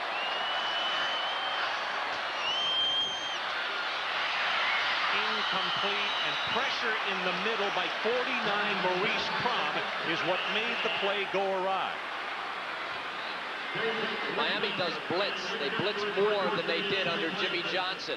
They have that great front four. They're not getting through with the front four, which is a credit. We haven't spoken about them, to that offensive line of Florida State. Stevenson and Haynes and Tanks, Yeomans and John Brown. They've done a tremendous job, and now they're beginning to blitz Miami because they can't get the pressure. You see 6 men at the line of scrimmage. Quick out pass, incomplete, and I'm not so sure that Pegues didn't tip that one. Peter Tom Willis is not going to get away with this much longer. He's taken 2 steps, looking at the receiver and throwing those things, and he's throwing them wide. The Miami defensive secondary is going to come up and get one. When you blitz, you work together. When you know in the secondary that your linebackers are blitzing, you play tighter, and you're liable to take a chance because they have to throw the ball quicker. Miami is Bob expert at Carpenter that. coming up at the halftime with the USF&G halftime report. We'll bring you up to date on what has gone on today. Linebackers creeping up, they stay at home. Dave Roberts, the tight end. He will be tackled after a gain of maybe 5 in the play. Newbill, the first man to come over and make contact, and Roland Smith from his cornerback spot. Peter Tom Willis had been sacked only 7 times coming into tonight's ball game and had thrown for over 1,800 yards. With the 4th down situation, Richie Andrews will come on to attempt a field goal of 46 yards. His longest is 43. It's a fake. Pass is away, and they will not have it. Oh, what defense on the part of Miami as Kenny Berry comes up to nail the Florida State receiver.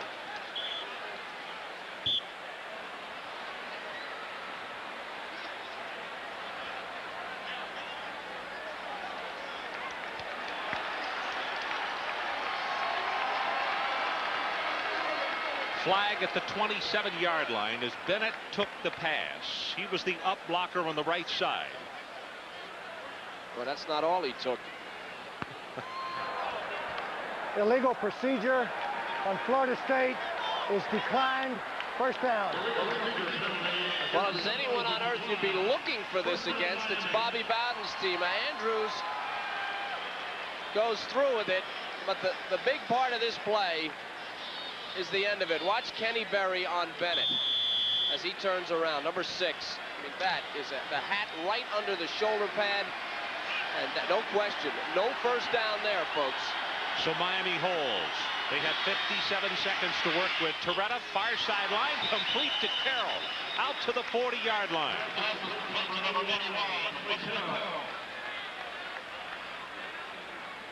Good for 15 yards. And how about the Canes in the 2-minute drill? 4 of 6. 3 touchdowns. Pretty darn good percentage. The guys to look for here are Hill and Wesley Carroll.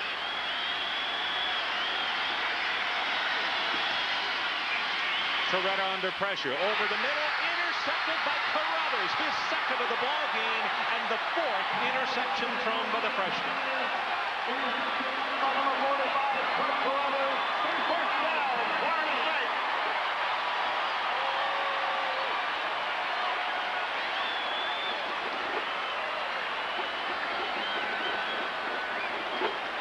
Here's Carroll over here.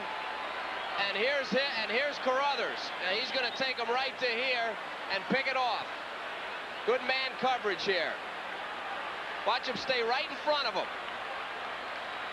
Steps right inside. He knows he has to throw it quick, and he picks it off. That's just great coverage by Carruthers. 45 seconds left. Let's see if Florida State runs it up here. Willis, nope, far sideline. It is complete at the 38-yard line, and they're going to say he did not get out of bounds. Ronald Lewis has a reception of 10 yards. Clock is stopped as they move the chains. And Peter Tom Willis wants to come to the sideline and talk with Bobby Bowden. So let's take a break. 34 seconds left until halftime. The Noles looking 14-10, not much time left until halftime, and what is going through that young man's mind? 4 interceptions into this game tonight, and that is how many he has thrown in this evening's ball game.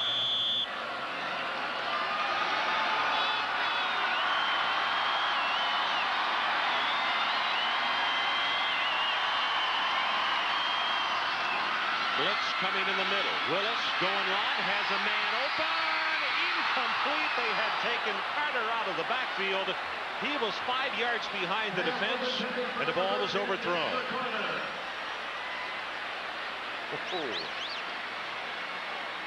Charles Farms, number 2, never had a chance. Good protection. That was the key. You get Carter out of the backfield. If he throws this inside to the post, it's a touchdown. Got away from Peter Tom. Out of bounds. No harm done. Charles Farms will remember that.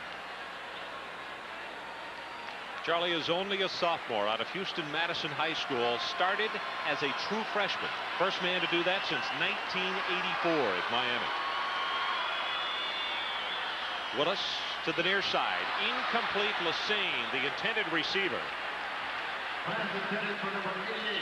24 seconds until halftime. It's good coverage by Roland Smith.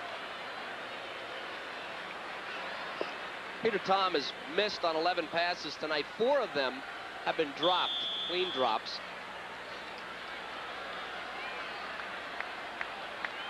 Cooled off a little bit in the second quarter as Willis. 63 yards in the opening 15 minutes. Only 15 as Miami has turned it up a notch on defense as far as pressure. 15 yards in the second quarter. They're coming in the middle again. They try to set screen. Willis, and he just throws this one away. Pegues and Russell Maryland applying pressure, and now a marker comes down. Way back at the 48-yard line.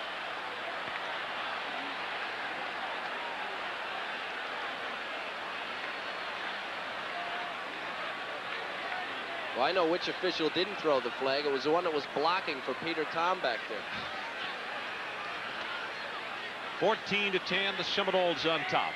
18 seconds left in this opening half.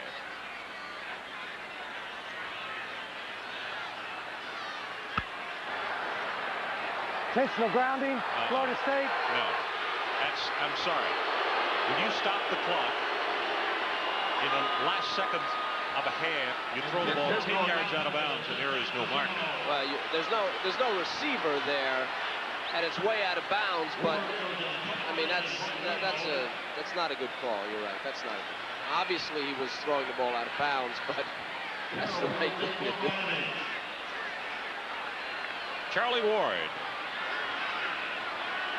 4 kicks for 37 yards, his average. Wesley Carroll has been thrill a minute tonight, receiving these punts. His back deep. This is a driving spiral, and Carroll will run away from it as this will go dead inside the 5-yard line. 56 yards on the kick. If somebody touched it, the clock would have continued to run until they did. I think you can look for Gino Torretta to just fall on the football with 5 ticks left.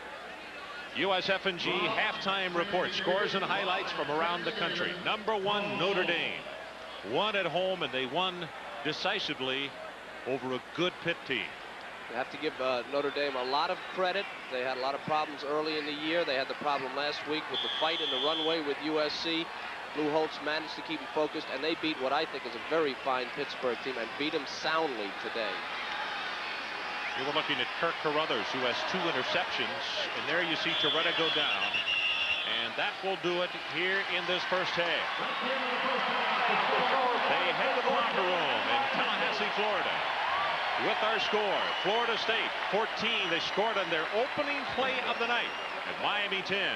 Now let's go to Bob Carpenter, first half. All right, thanks, Ron. With Bobby Bowden, Coach, you kept them off balance early. They adjusted. What's your plan to deal with all that quickness and that pressure on your quarterback? Oh, if we can protect our pass, we're getting people wide open downfield, and we can't protect our passer, and our passer's probably throwing a little too cautiously. I think he's got to go to him with the ball. But if we don't protect our passer, we better hope they don't score any more points. What about the health of Adele Higgins, your fine nose guard? I think he's okay. I thought they said he was okay at the half. Okay, thanks very much, Coach. Ron? Chris, thanks very much. We have gotten still another update. They say a nerve in his stomach. I've never heard of it. I haven't either. But I would imagine that it would take that and just a whole lot more to keep 53 out of the second half of this ball game. Huerta kicks it off. It is going to come down to Dexter Carter at the 7-yard line. Little surprised to see him having that separated shoulder on the kick return team, but Carter is the man. Let's go back down to Chris Fowler on the sideline. Okay, fellas. Odell Higgins does have what's called a direct nerve injury to his stomach that took him off the end of the first half. The lights were not on. He was very groggy. He's going to try to go. Very important to the Florida State defense. Also, split end Ronald Lewis came into the game with a separated shoulder. He has re-injured it. He's also going to try to play. Thanks, Chris Fowler. An update on the injury woes of the Seminoles. Carter to the left side, gets a block, tries to get another one from Dossie, and will submarine at the 30. Going to be shy of the first down by a couple as Cortez Kennedy makes the stop for Miami after a gain of 8. These are the first half stats. Talked about total yards. Miami 192, Florida State 145.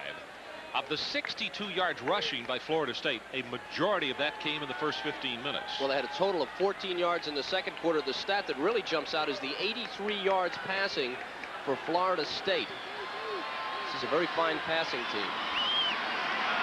5 turnovers against the Hurricanes. Middle linebacker blitz. Willis. He's going to take it himself. Goes down at the 35, and the Florida State bench desperately wants a flag.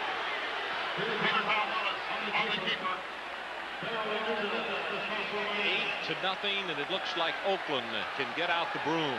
They are in the 6th inning. 8-0, leading over San Francisco in the World Series. Willis picks up the first down as they will spot it down just shy of the 35-yard line.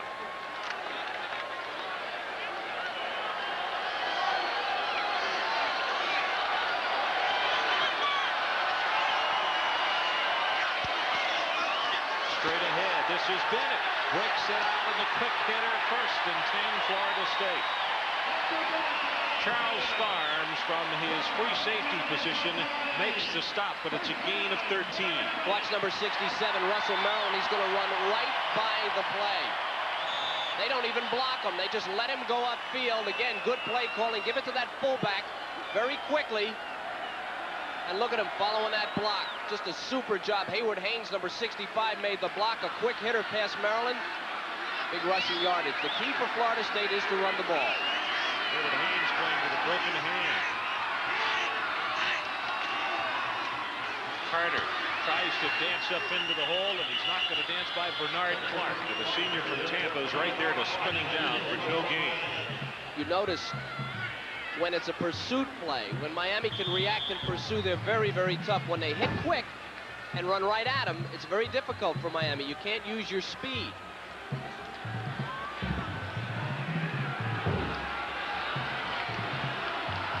Willis in the first half, 6 of 18, 7 yards. He was sacked twice.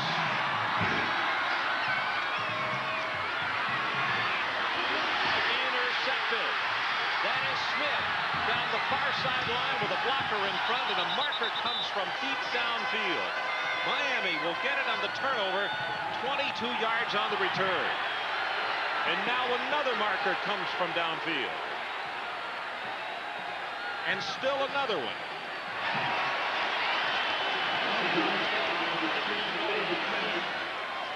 Roland Smith made the interception, and on the return there were bodies flying in all directions.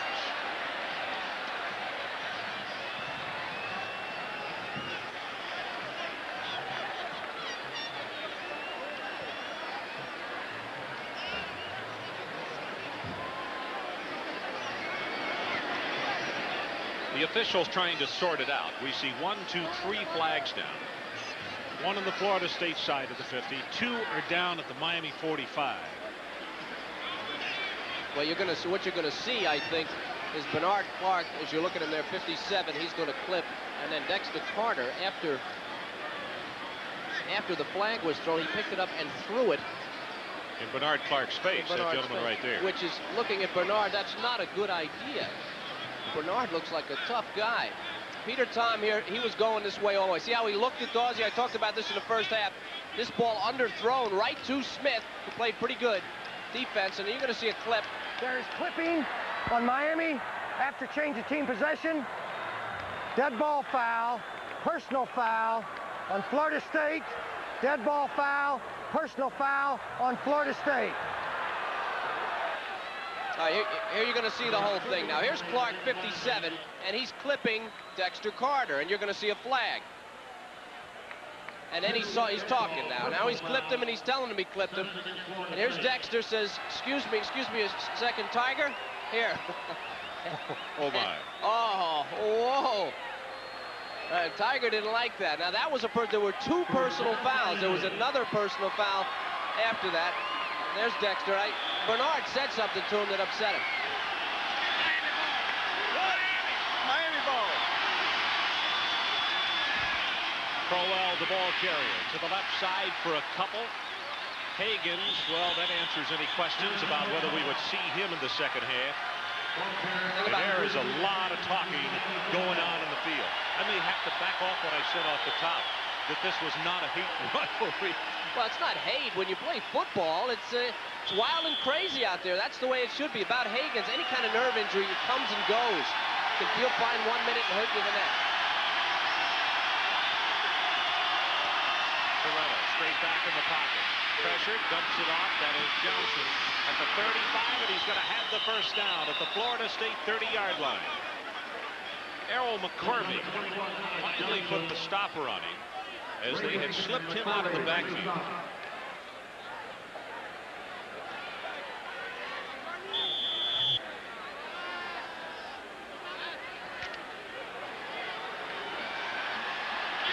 Well, this graphic, that's the story of the game, actually, Kip. 5 turnovers, Miami, 2 now, Florida State. Straight ahead in the running play, and it looks like Steve McGuire will have the first down. McGuire is about the only guy that Miami has who physically is like a fullback when he comes into the game at 5'11", 216. That's a good story. McGuire, his dad, Earl McGuire, died last year of cancer. McGuire was not going to go to a major college. His dad said, "You can do it, son. You can do it." He told him to play at a major college. He did. He went to Fork Union to get his grades up, but his dad died before he found out he was going to Florida State.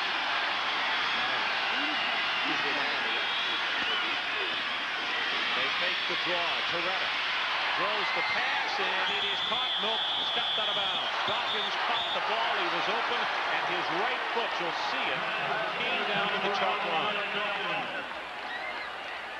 I'm not so sure that either somebody got shoved out of a lane or ran a wrong pattern. There are a couple of bodies very close together here, Ken. There was that jump by Torretta. You see, the front foot was out of bounds before the second foot came down. Good call. You could see Randall Hill, number 3, was only about 3 yards behind his teammate, which brought a lot of Florida State secondary people there. Torretta now 16 of 30, 129 yards.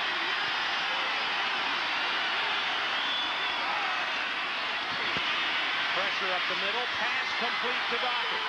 Inside the 15, he's down to the 12, and Butler finally made the tackle. First and 10, Miami. First down, Miami.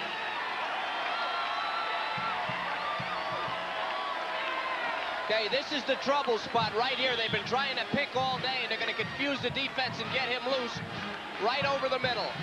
Watch it happen. They just get too many defensive players caught up in there. See him? He gets wide open over the middle. Drop play to McGuire. Right side, almost breaks off the tackle, and he's down to the 8-yard line. Kirk Carruthers, who has had an extremely good defensive game, is the man who makes the tackle. Updating you on some other action. Arkansas now by 7 over Houston in the 4th period. Wow, 69 points scored in that one. Arizona in the 1st over Pacific. Louisiana Tech and Tulsa really lighting up the scoreboard.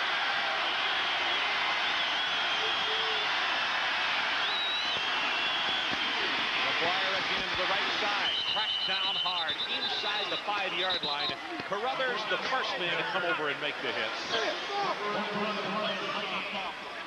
Mike Sullivan with a very good block. He's a former guard. Started every game since his red shirt freshman year. Number 79. There you see him. 6'4", 270 pounds, and the coaches look upon him as the real glue to this offensive front. Miami on 3rd down. 70% on the season. McGuire, right side, touchdown, and the marker is down.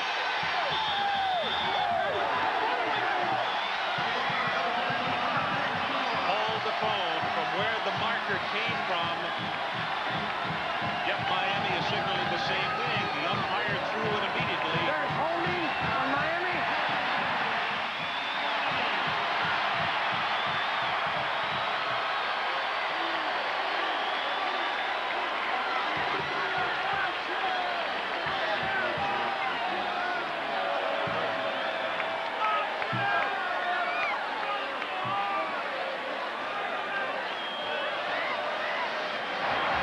There's holding.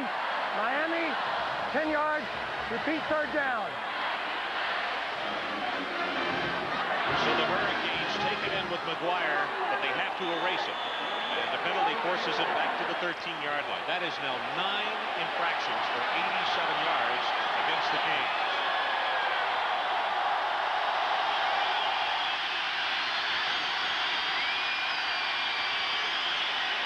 Carruthers on the blitz. Passes up, and it is incomplete. Terrell Buckley knocked it away, and for the world, it looked as though Thomas had it for the touchdown. So I think there's a flag down on his run. Marker down just inside the end zone.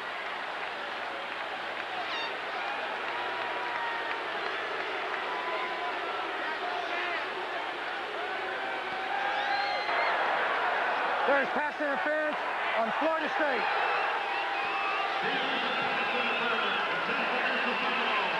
These officials are getting lots of help tonight, aren't they? Pressure right away. Here comes Carruthers, number 45.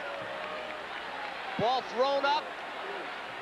And Buckley not looking at the ball. Had he looked at the ball and gone up, there would not have been a penalty. But it was back to the quarterback. He's playing the man. Now watch, you see a good shot of it here. See him? Yep. Just in the face, trying to strip the arms.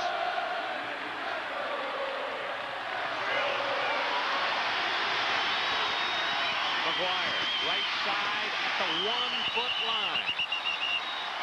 Kirk Carruthers stops the touchdown. Well,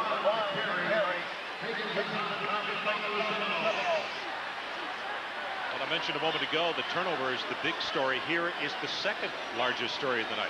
There's a penalties against both of these clubs. It's amazing that Miami has 5 turnovers and 9 penalties for 87 yards. And if they get in here, they have the lead.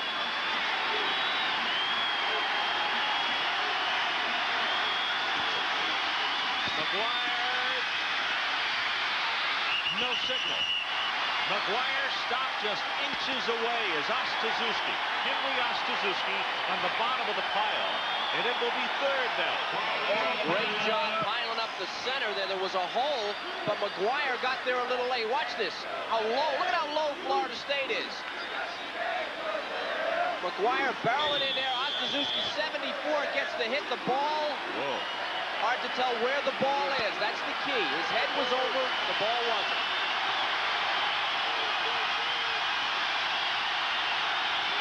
Crowell leaps. Ball is fumbled, and Kirk Carruthers recovers for Florida State.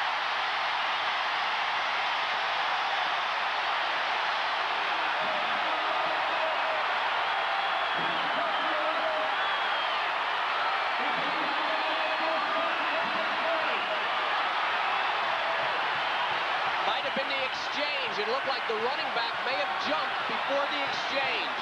I don't know that he ever had it. Crowell, see, look at him. Hey, as he was he was jumping before he even got the handoff. The ball was loose. It wasn't knocked loose. He threw it up there. And then Carruthers, who's been all over the football tonight, reacts and he gets it. Dennis Erickson. This is a big game, the biggest for him since he's come to Miami. Whoa, it's loose. Second turnover inside the 20-yard line for the Miami Hurricanes. In fact, the second inside the 1-yard line. Willis, he's going to throw it. Going to go long. Looking, and he's got it. Ronald Lewis at the 48-yard line.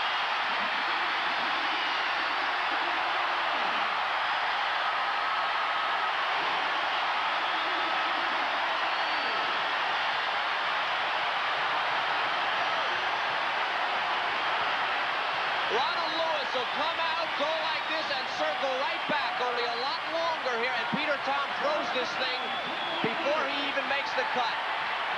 Watch him come, and now he's going to circle back to the middle of the field. What a bomb, and a tremendous pass by Peter Tom Wilson. A great pattern by Lewis from the end zone.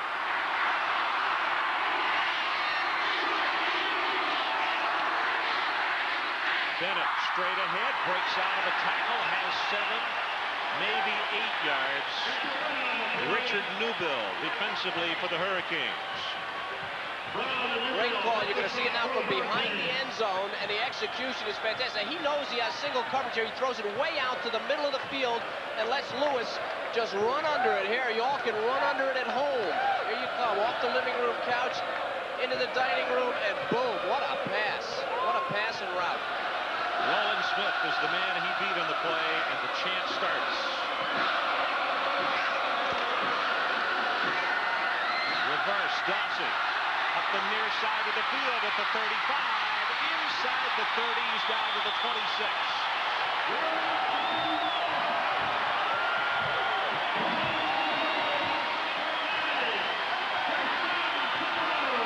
I've never seen a goal line stand fail to ignite an offensive team. Reverse, use it. Pegues way out of the play there. Here's Crum, too many guys to block him, and Dawsey still makes the play. Nice play by Crum. Dawsey put his head down. Florida State really keeping him off balance, Ron. Dawsey with a great run and a super play defensively as Kenny Berry played off the block and stayed at home. What else does this man have in his hip pocket tonight?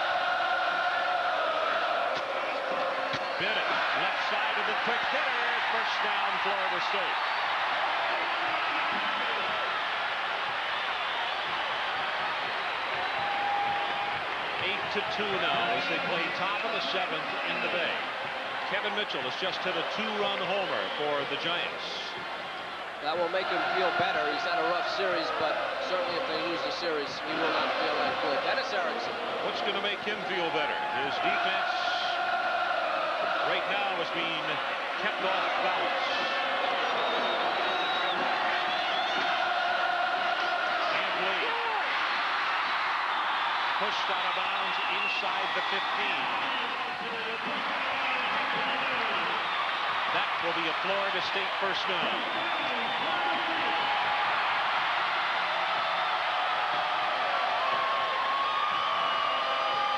Average on first downs. Florida State, that's great against anybody. But where you're going against the Miami Hurricanes defense, that's simply incredible. It's nearly a first down on every first down. That's right.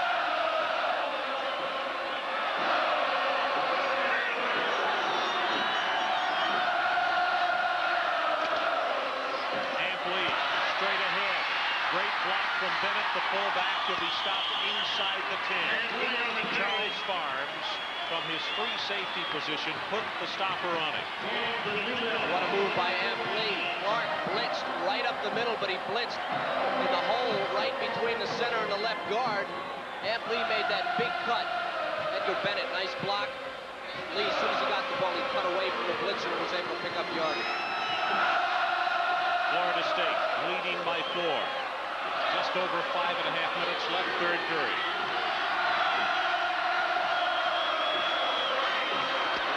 Bennett, the quick hitter again, will take it in the vicinity of the 5-yard line. Maurice Crum denies him the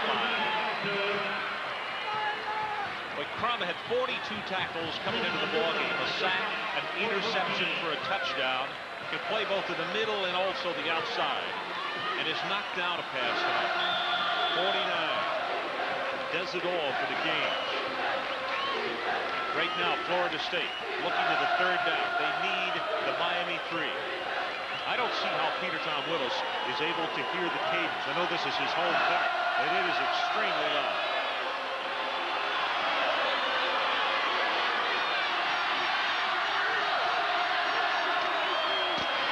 Lee, right side, breaks off one tackle. He's close. Close to the first down is Hurley Brown. The strong safety has to come up and make the hit. And we will have a momentary timeout as the change will come from the other side of the field. Tony Yeoman's nice block there. There's number 70. I think it's your right guard.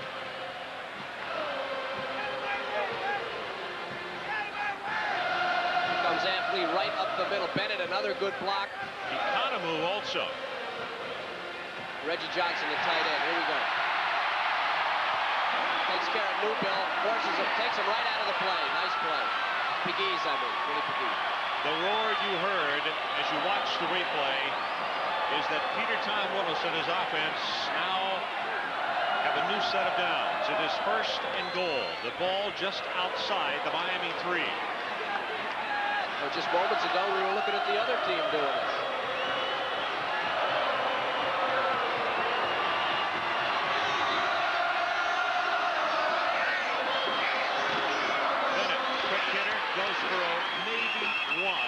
They will deny him the 2-yard line. Bernard Clark, the big middle linebacker at 6'2", 246 pounds, steps up into the hole.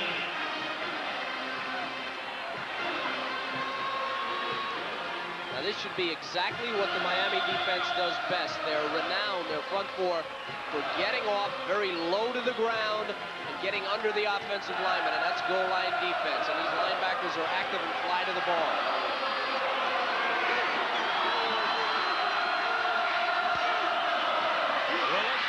Pressure, his arm is hit, and it is in flag pass interference on a wounded duck. The ball couldn't have been caught. Lassane, the intended receiver. Newbill, number 38, was coming in with the pressure.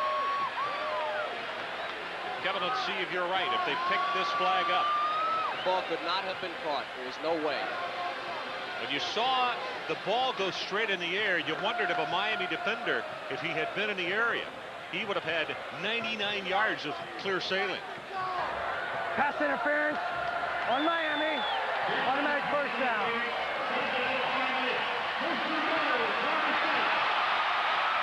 Big mistake here for Peter Tom. Now I shouldn't say mistake, obviously. He's going to get pressure from Newbill. Tries to get the ball off, and it's a floater.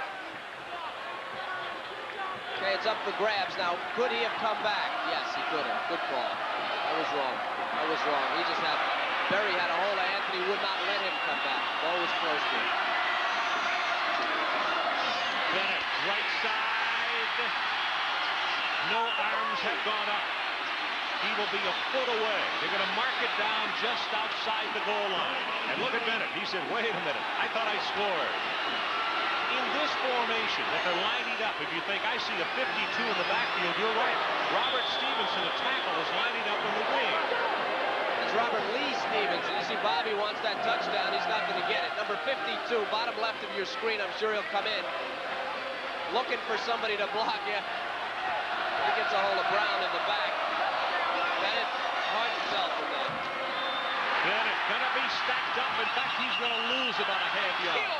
Richard Newbill will drop him for no gain. It will be third down and goal. And we've seen some goal line defense, haven't we? Boy. 14-10. Florida State leads. We have 2:45 left in this third period.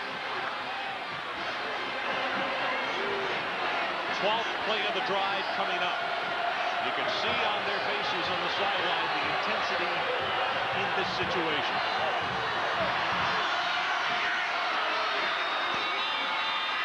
Lee turns it up, and he didn't make it. What a hit. Bernard Clark. Touchdown. They have said touchdown, Florida State.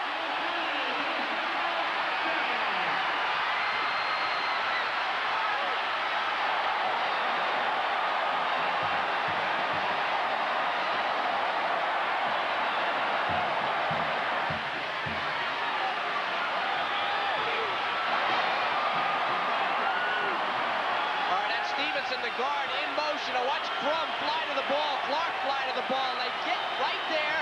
The question is, from that angle, did the ball get over? It's not over when he comes down.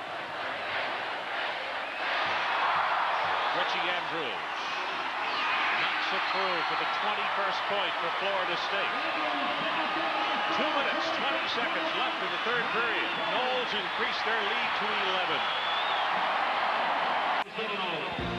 ESPN's College Football Saturday, Miami versus Florida State, is brought to you by Volvo, the car that's famous for its safety, durability, and longevity. By Federal Express, the best way to ship it over there. And by Mobil 1 Synthetic Motor Oil. Mobil 1, isn't your car worth the extra protection? There's a look at part of this record crowd. And you judge for yourself. 21-10. Florida State is on top. And after the kickoff, we'll come back and show you a couple of different angles of the run just a moment ago. Mason kicks it off. This will come down to Hill. Tries to get outside on the right. At the 25 and will be shoved out of bounds across the way.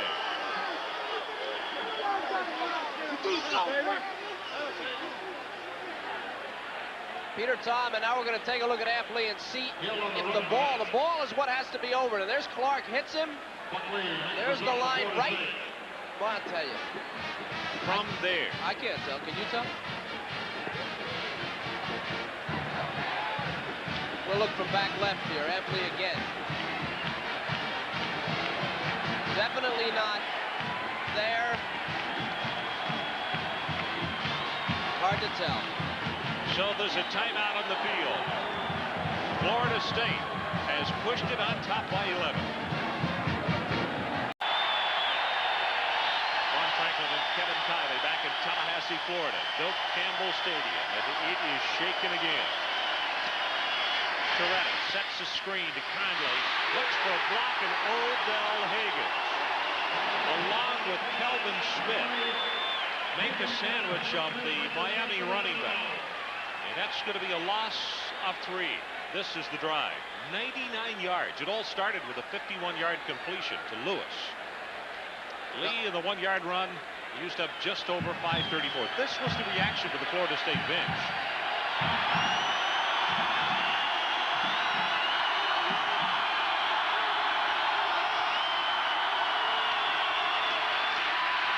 Toretta gets it away, tip, and did Butler get it?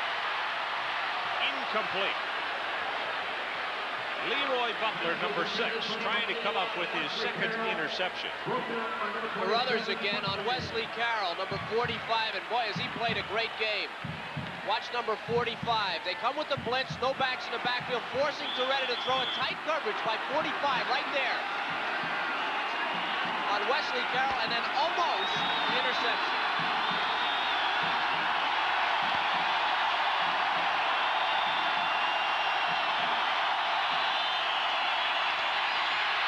Hit as he throws, incomplete.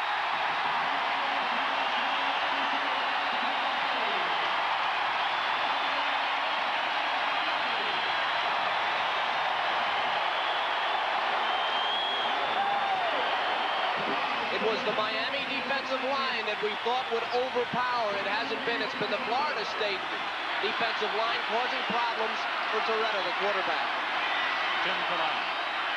You look at Terrell Buckley. He is the lone safety back at the 42-yard line.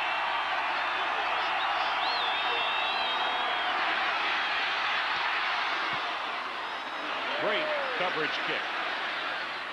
Buckley goes down at the 42-yard line. That thing was in the air close to 5 seconds. So we're going to go away for a moment. 1:17 left in the third. It was bragging rights, because in Florida, Miami, Florida State, and even Florida, they're not that far apart. So when you play those games, it's like you take everything on the field and you leave it on the field. You don't bring anything back in the locker room. That's a serious game. Yep, it is a serious game.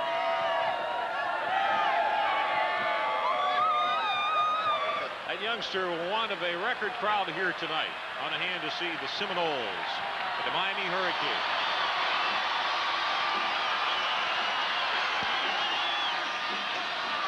Dexter Carter breaks it open at the 50, gets a stiff arm out of bounds, and then is hit out of bounds, and add 15 onto the play.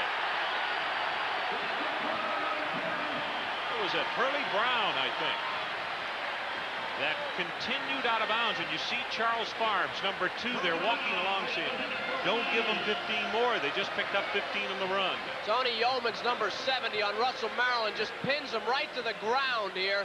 And Carter goes off of that block.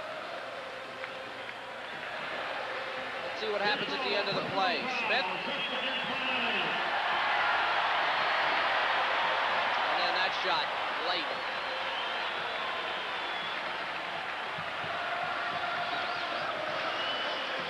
Third quarter defense by Miami. 1 yard allowed rushing all season, and tonight 70 yards by Florida State. The penalty pushes it down to the 26-yard line. That's 11 penalties against the Canes for 103 yards. Bennett, left side, and this time, check it, it was Paul Moore. 32 rather than 22. Let's go down to Chris Fowler for this update. Okay, Ron, the last 16 minutes of this game important for Gino Toretta, not just because he wants to win it, because he wants to keep his job. Craig Erickson has started throwing, even though his hand is very swollen. He may be ready to play next week against East Carolina, certainly in a couple weeks against Pittsburgh. And Dennis Erickson told me this week his starting quarterback will depend on how Toretta performs tonight against all this Seminole pressure. So far, fellas, 4 interceptions. Thanks, Chris. 2nd down and 7. Dexter Carter behind the block of Moore will go inside the 25. Ball was fumbled, but the play was over. Well, there's still a lot of healing that has to be done if Erickson is going to be ready to play, because you could see that shot early on in the ballgame and how swollen that finger still is. Yeah. He's got a couple of pins in there. Well, I think, too, when he comes back, I think this man has if in fact, that's the end of the, we're coming to the end of the third quarter, if in fact they do lose this game for Dennis Erickson, this is really the first test he's had as the coach of Miami. And if they lose this game, he's going to be under some pressure to win some of these remaining games. 15 minutes left in this one, and I have a feeling it's a long way from being over. Allen looks back across the line of scrimmage. He knows what the job is right here. Florida State driving, but inside the 20-yard line, turf is real expensive against Miami. Blitz up the middle and going for absolutely nothing of a running play. Paul Moore will be shoved back to the 30-yard line.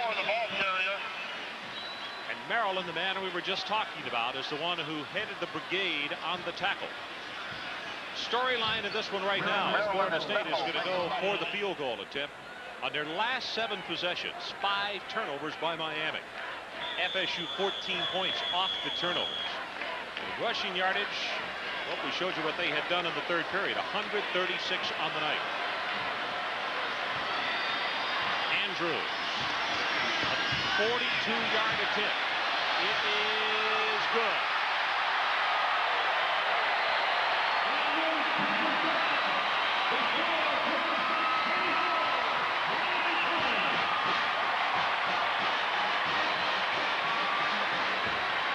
Richie Andrews nails it from 42.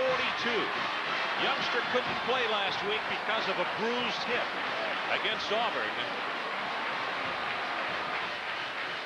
Here he is again, the left footer, and he nails it just inside the right upright. You can see the body English by Dawson. This is a team early in the year that lost their first 2 games. Problems with the defense, problems with the kicking game. They got them fixed. I remember us talking before those games, and we were talking, and I said, you know, great programs, they find a way to fix things and they come back.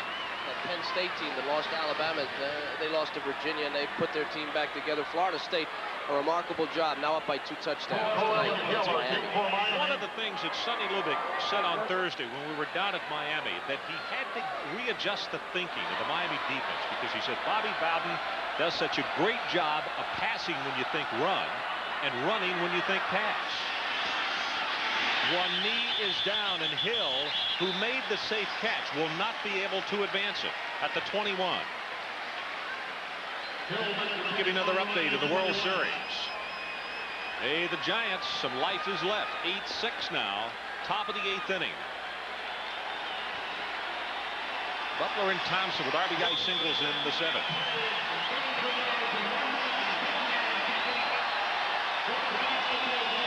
Florida State trying for an upset over number 2 ranked Miami.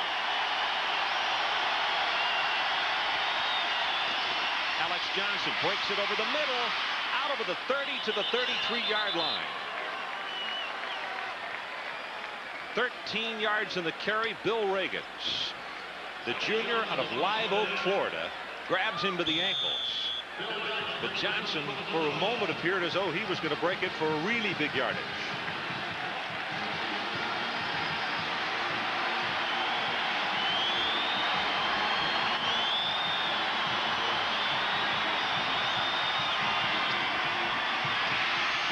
Beretta, protection breaks down. He's going to scramble.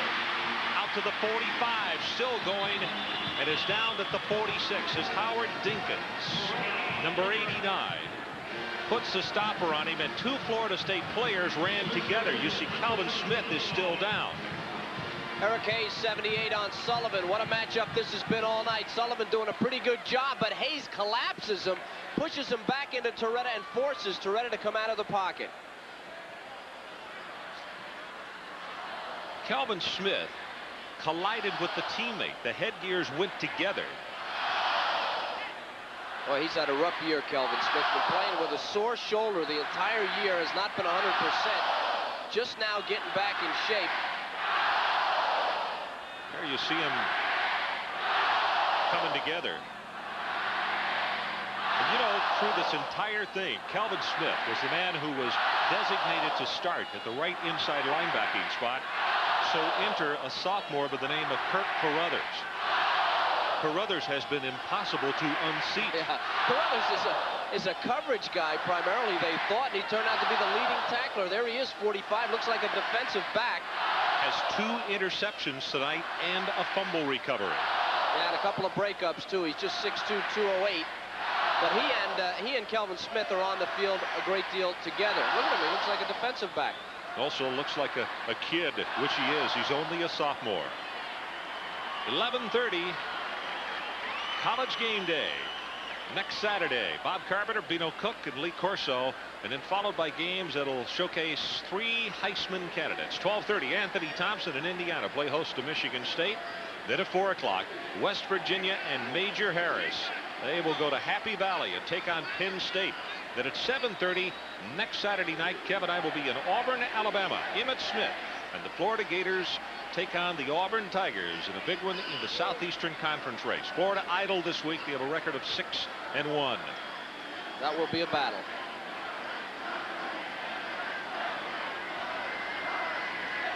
Scoring by quarters, Florida State 14-10 in that opening quarter after they made an interception on the first play. And then Dexter Carter went 37 yards for a touchdown on the first offensive play. And the Seminoles with 7 in the third and 3 in the fourth. And that's how we stand right now, 24-10.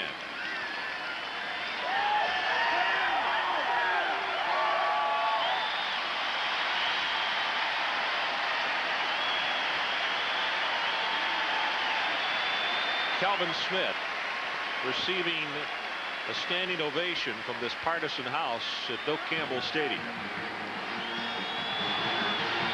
Having to be carried off the field. Arkansas has come from behind to defeat Houston. The Razorbacks scoring 45 points. Arizona over Pacific. Louisiana Tech leading Tulsa. Coretta far sideline, and it is caught. Carroll sliding down at the 40-yard line, and that'll be good for the Miami first down. Leroy Butler trying to cover on the play. That's a great job of concentration by Carroll. Leads the team in catches, yards, touchdowns, and in punt returns. Carroll tonight, 8 receptions, 96 yards.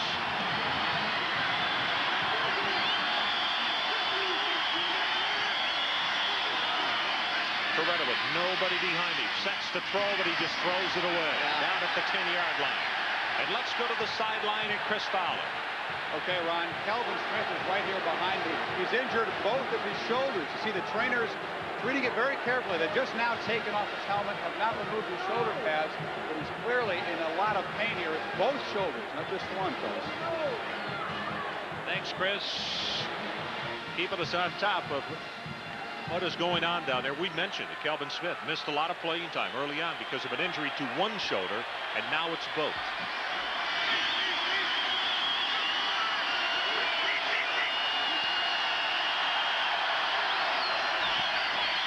Pressure up the middle.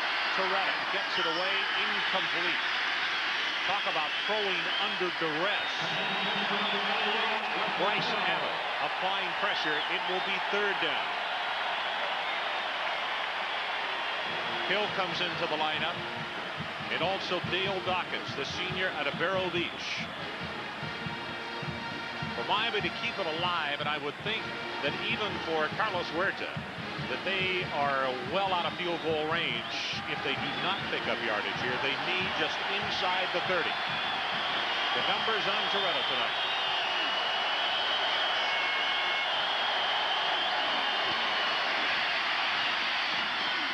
Incomplete. Dawkins. And the cover by Terrell Buckley. The difference in the Florida State defense in the second half has been tighter coverage. They just simply moved their coverage up. All these passes were open in the first half, but look, here's Carruthers going by in somebody's pocket, and look at Buckley. Just all over Dawkins, and if that's been the way for Florida State, they just tightened up the coverage. Carruthers on his man, Buckley right there, no place to throw it. The ball back to kick, and Florida State does not have a deep man. 3 punts for 38 yards for him tonight. Miami can down it if they get the good bounce, and they do not. 39 yards in the kick. The Seminoles will take it over at their own 20-yard line. 12 minutes, 49 seconds left in this one. 5 years since the Florida State students have had an opportunity to really cheer, but they still have a 12 minutes, 49 seconds to get off the clock to stop the string by the Kings. Dexter Carter spinning up the middle, out of the 25 to the 26. Jimmy Jones has come in a great defensive tackle. Injured a knee against Missouri. The senior out of Okeechobee comes up to make the stop. And they murdered the middle of that Miami defense in the second half. Out of 11 first downs they have run, Florida State has on 10 of them. One pass, and they've made it work.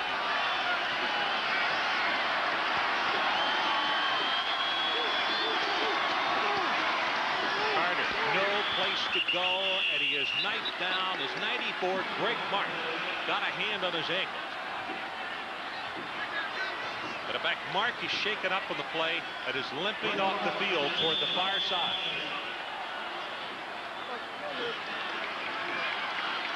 That's a pretty good player there, and haven't heard much from him. It just shows you they've really attacked the middle. They've let the defensive ends run upfield and attack the middle of that defense and made it work. Florida State took the defensive ends right out of the game. Now for Miami to blitz in. Carter, they fake the reverse, turns it upfield. Big opening cut and knocked out at the 41-yard line. Maurice Crondotti, 17 yards, and I can tell you, against almost any other ball club in this country, that goes for a touch.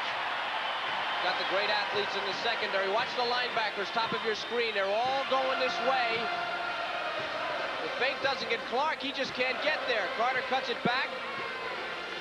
And the secondary, you know what they told us? They told you can fool the front seven of Miami, but you can't fool the secondary. They sit and they wait, and that's what happened there. The secondary saved it. Dexter Carter. 10 yards, and will go down after a gain of 13. Kenny Berry from the secondary comes up to make the tackle. Brilliant job by the offensive line of Florida State all night. Miami has been creating holes. Florida State helping them. They come upfield. You can see Maryland on the ground again. A good block. Newbill out of the play. Blocking downfield by Anthony and a good run by Carter. Because they come upfield, they create space. When you have a back like Carter, he just picks his way through it. Greg Martin back in the ball game for the Hurricanes.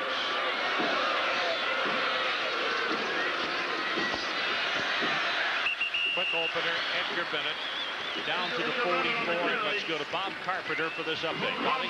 All right, Ron. Dennis Erickson's former team, the Cougars of Washington State, at Arizona State. Brad Gosson back from his injury, tossing a bullet too. Rod Olson, 38 yards. They've added a Steve Broussard run and lead 14-7. Washington State gets it going again as they go on top of the Sun Devils. You can see our clock about to go under 10 minutes to play. Seminoles leading by 14. Caden's got Miami again, unless the Seminoles moved, and now the second flag comes down as Russell Maryland jumped offside and his footing went out from under him. He couldn't get back.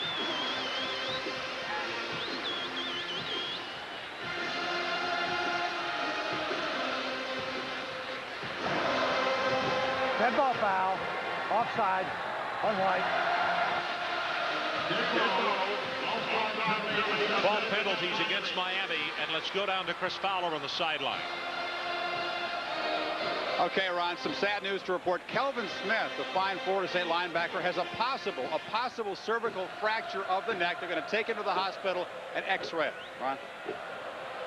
Thanks, Chris.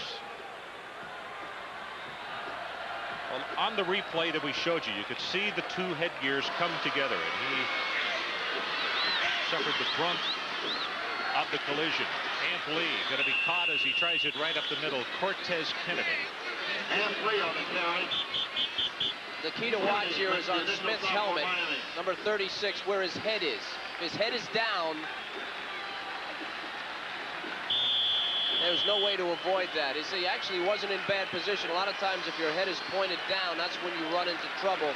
Your body is really what causes it. The weight of your body and your head stopping short can cause a neck problem, but it's too early to speculate, and you don't want to speculate on those types of injuries.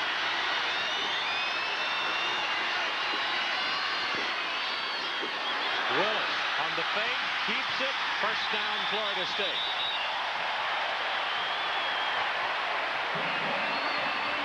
What was it I said a moment ago that Sonny Lubick was so worried about? The Florida State throws when you think they're going to run. They run when you think they're going to throw. Well, this is a play that probably wouldn't work under normal circumstances, but with Miami down, you see Pegues get caught inside. He's the contained guy, and they're just coming now. Here's your defensive line, Maryland, the offensive line. Look at Haynes. I mean, what a great job all night by the Florida State offensive line on what is probably the best defensive line in the country, although Florida State's not far behind, are they? Nope. Doesn't take long to call that roll. Dexter Carter inside the 30. He is down to the 29, and again, Florida State, we saw that figure back in the first half. Success on first down. And Bobby Bowden made the point. He said, Ron, we don't want to be looking at second down and long situations against Miami. That's exactly what they want us to have to do. We talked about in the open, the difference in the game would be the penetration of the Miami line versus the offense of Florida State. Whoever won that battle would win the game. And clearly, the Florida State offense and their offensive line have dominated this game. Certainly the second half.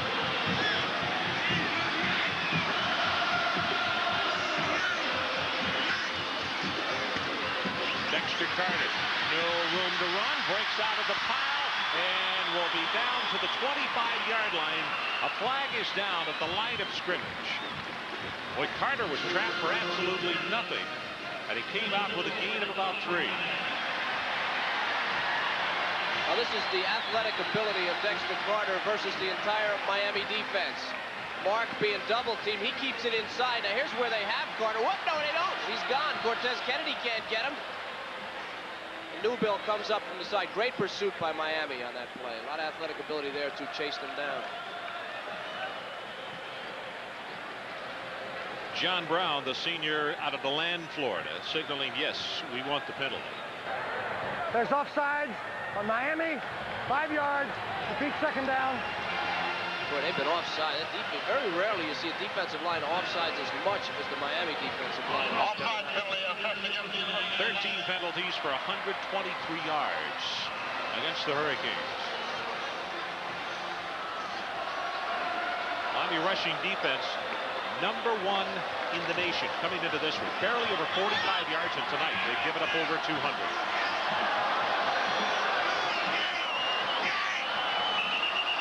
Well, the 5 goes back. Economou came out of a stance, number 58. Economou is the one that last week we saw limp off the field a couple of times. He's playing with a turf toe on one foot and a sprained ankle on the other.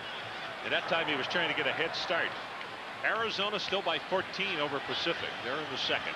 Louisiana Tech by 3 over Tulsa. That's final. UTEP and San Diego State tied up in a grave in the third. Now final, Central Florida over Liberty. That's the first loss. Jerry Falwell's school. First loss for them this year. Sam Rutigliano, the head coach up there. Second down and 5.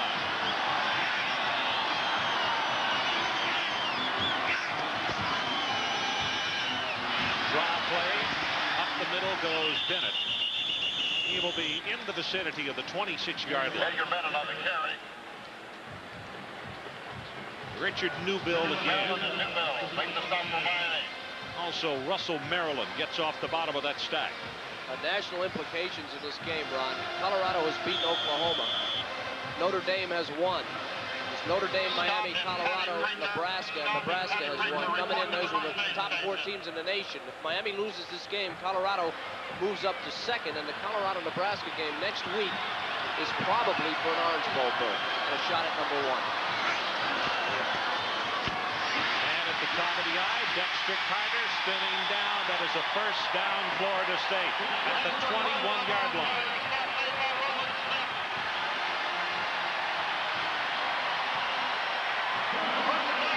First and 10 at the 21-yard line. Dexter Carter, boy, the week off, but still playing with a very sore shoulder.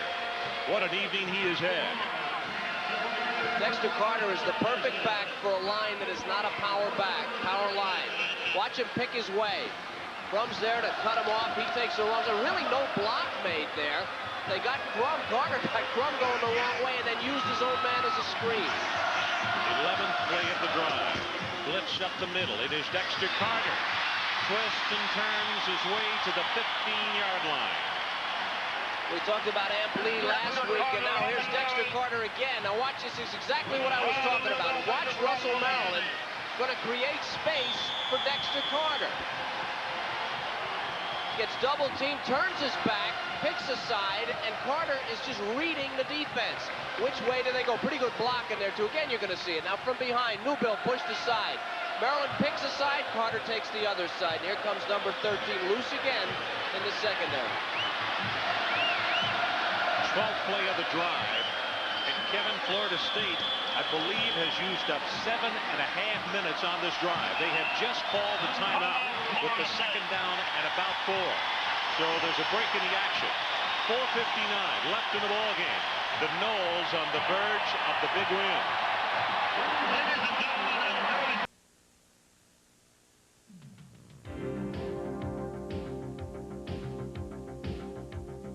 The Miami-Florida State game of 1987 was college football's game of the year. Behind the hard-nosed running of Sammy Smith, the Seminoles led 19-3 late in the third quarter. But Steve Walsh hooked up with Michael Irvin for 2 fourth-quarter scores to give Miami a 26-19 lead. When FSU scored to come within 1, Bobby Bowden decided to go for the win. But Danny McManus's pass came up short, and Miami won the state and national title. Peter Tom Willis, 4 minutes, 59 seconds left in the clock for his club to run off. 4 years in a row, Miami has won this ball game. In fact, in the 80s, they have won 7 and lost only 2.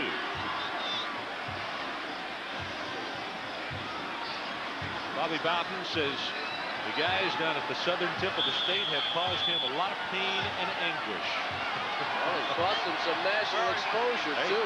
3 times in the 80s, 10-1. 3 times those losses have been to Miami. Dexter Carter waits for the block, turns it upfield. He'll be shy of the first down by a couple. Curly Brown from his safety position comes over to make the stop. Another stat to keep an eye on. The last time that Miami was held to 10 points or less regular season was in 1984. And it was Florida State, 38-3 in Jimmy Johnson's first year with the Hurricanes.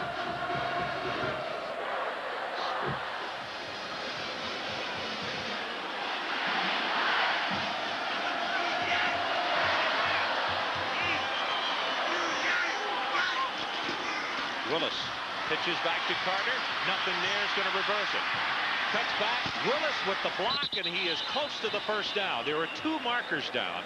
One at the line of scrimmage and one thrown from the middle of the field. Peter Tom Willis was outside on the right trying to help out his teammate with the lead block.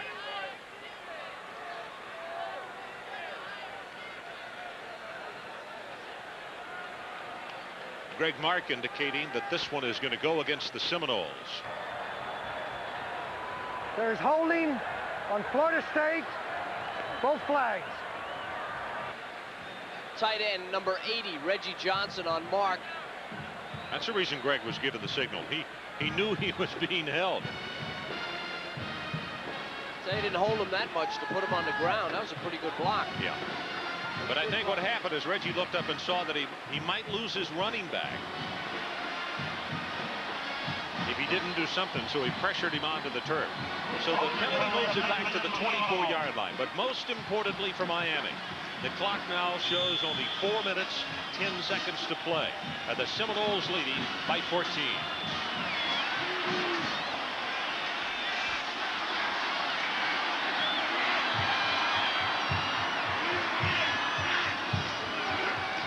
Carter again.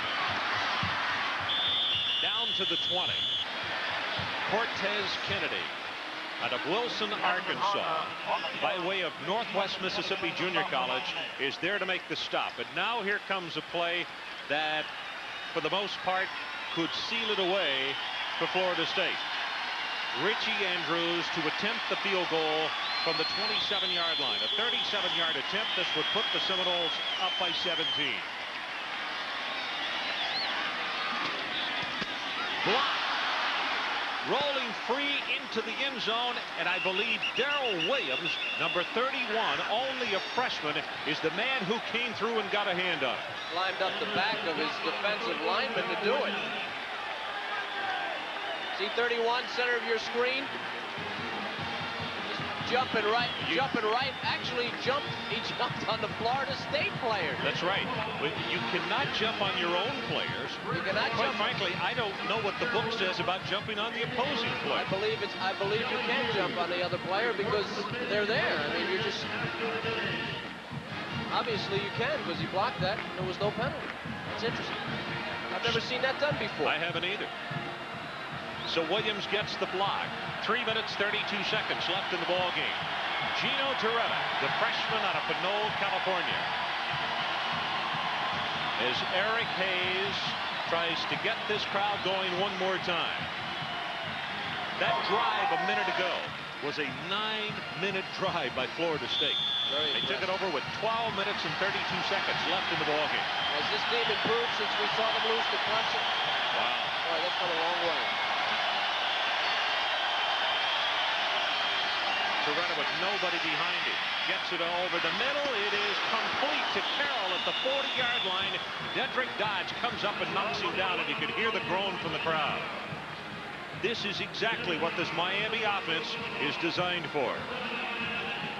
Get it done and get it done in a hurry. Far sideline incomplete again, looking for Wesley Carroll. Kirk Carruthers had the cover on it. Well, immediately following this one, we got 3:16 left. Bob Carpenter standing by. SportsCenter, I beg your pardon. John Saunders and Larry Burnett with SportsCenter. And Bob Lee will be coming up with a live report from Candlestick Park at the World Series.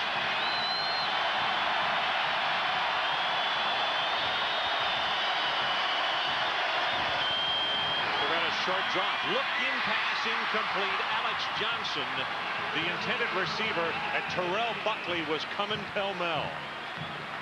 They need to go downfield. That's not going to win it for them. Look-ins aren't going to win it. They need to go downfield. They're giving up those patterns. 9-6, top of the ninth. Burns now in the ball game for Oakland. Bedrosian, Bedrock for San Francisco.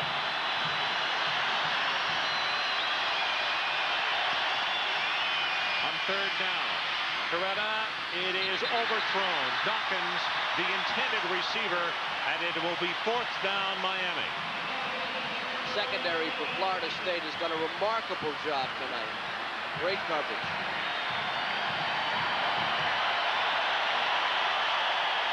Dodge, he's laid the wood to a couple of guys. It's been a tremendous defensive effort. Leroy Butler. This is a team that gave up some points, too. I'll tell you, they gave up 30 points to Southern Miss, 34 points to Clemson. They were run over by Clemson, and they have played a remarkable game tonight. I'll tell you, that's Eric Hayes, who is favoring his left shoulder and looking down the road for Florida State. That would be huge if that young man is injured severely. He's one of the main reasons for the turnaround on this defense. 4th down, Miami. They need the 50. The crowd will tell you if they get it.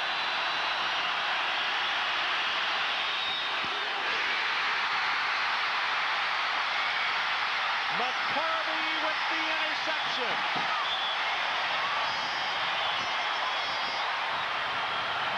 Five of them.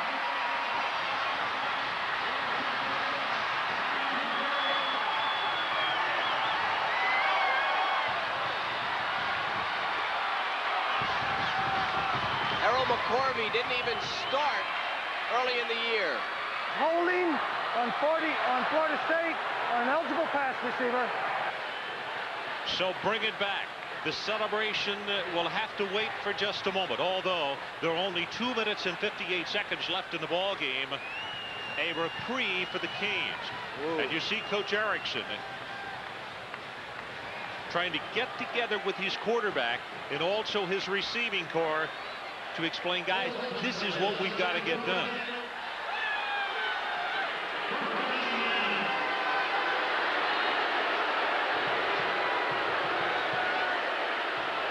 number 45. Kirk Carruthers is the man who is guilty of the holding. Right side of your screen, 45. Played some good defense tonight. This is not it. Wesley Carroll was by him. He grabbed number 81, and that was a penalty. Pressure on Torretta. He is sacked. Kevin Grant. The third sack of the night by Florida State. Boy, but what a job by the secondary again. He was waiting for Wesley Carroll to clear, and he could not get away from the man coverage. Not so much Torretta's fault, just a terrific job by the secondary of Florida State.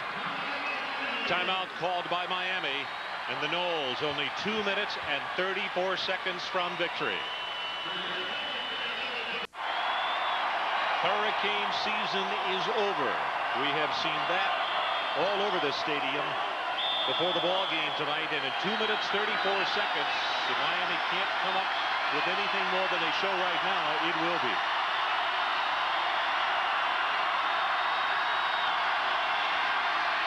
Torretta runs up into the pocket and will slide down at the 46. Going to be 6 yards shy of the first down. Terrell Buckley was the closest man to him. The Oakland A's have won the World Series. 9-6 the final tonight. They sweep. Torretta incomplete. Dawkins the intended receiver, and he was being submarined defensively by Leroy Butler. Boy, what a throw by Torretta, though. Do you see what this young guy can do? This is a rifle shot. When he lets this thing go, misses slow motion.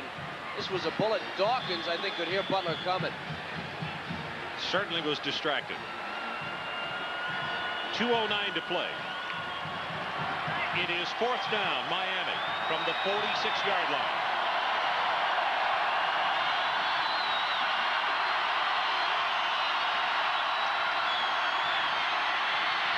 Torretta has it complete. That's Carroll, gets by the tackler and will get out of bounds just inside the 35-yard line. Dedrick Dodge finally corralled him. Okay, Wesley Carroll, they need to get a first down and they need to get out of bounds. Well, when he catches this ball, watch 81 here. He gets hit by Carruthers, beats him to the outside. Now he has a first down right here. Gives it up. Carruthers thought he was going out of bounds. He was fake. And then picked up a little more yardage and got out of bounds anyway. Nice play by Wesley Carroll. 1:59 left.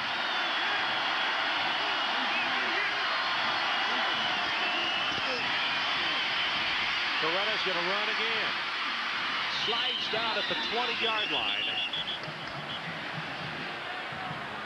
It'll move the chains. The clock will be stopped momentarily.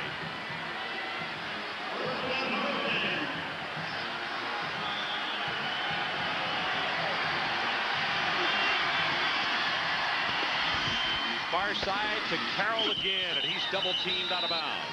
1:42 left.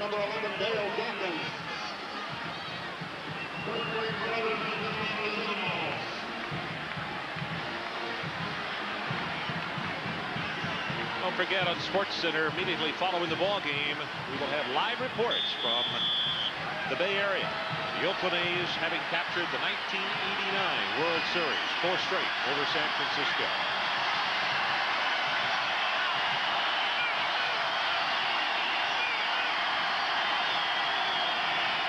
Short drop, looking pass, caught by Carroll.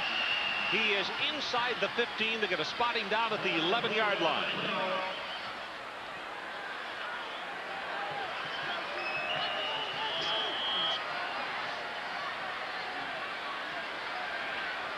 And now timeout has been called with 1:36 left in the ball game. At the 6-yard line, the Miami Hurricanes. Tallahassee, Florida, and the Miami Hurricanes with the first and goal at the 6-yard line.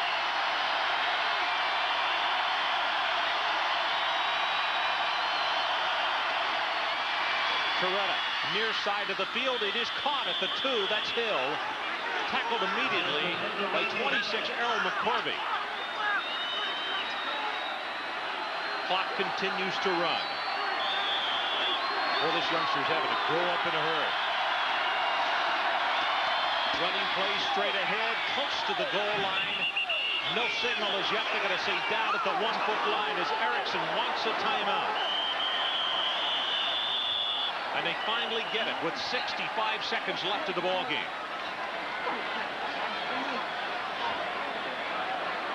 So let's take a break. 1:05 left. Miami threatening. Hey. There's the situation with timeouts remaining.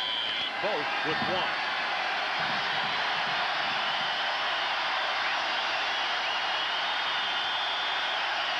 Toretta with the option play. It's Johnson.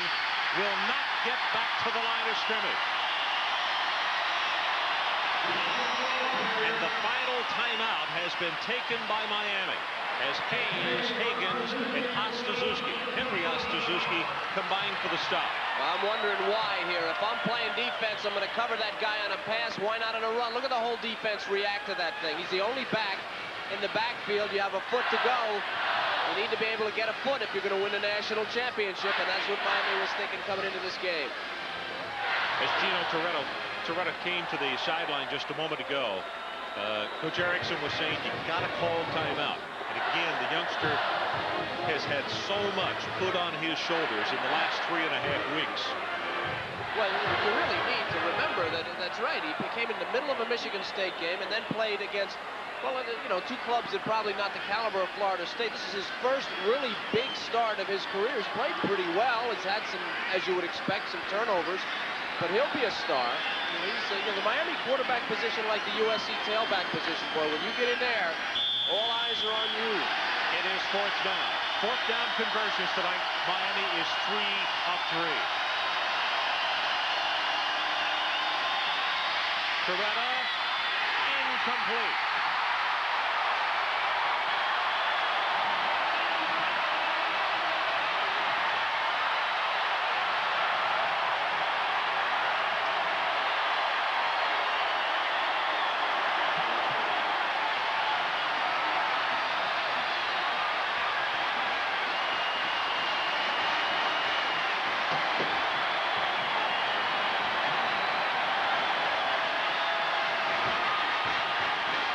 Take another look. Eric Hayes putting pressure. It's the same thing that happened all night. Look at the coverage. He needed a perfect pass. Butler was there. Great coverage all night by the secondary of Florida State and pressure from the line. Tremendous defensive effort. Dennis Erickson sees the game, and his first loss is Miami as Miami coach.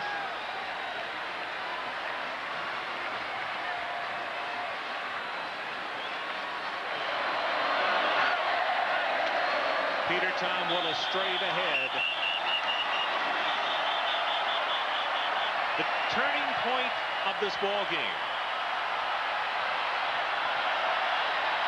Third period. It's 7:54 left.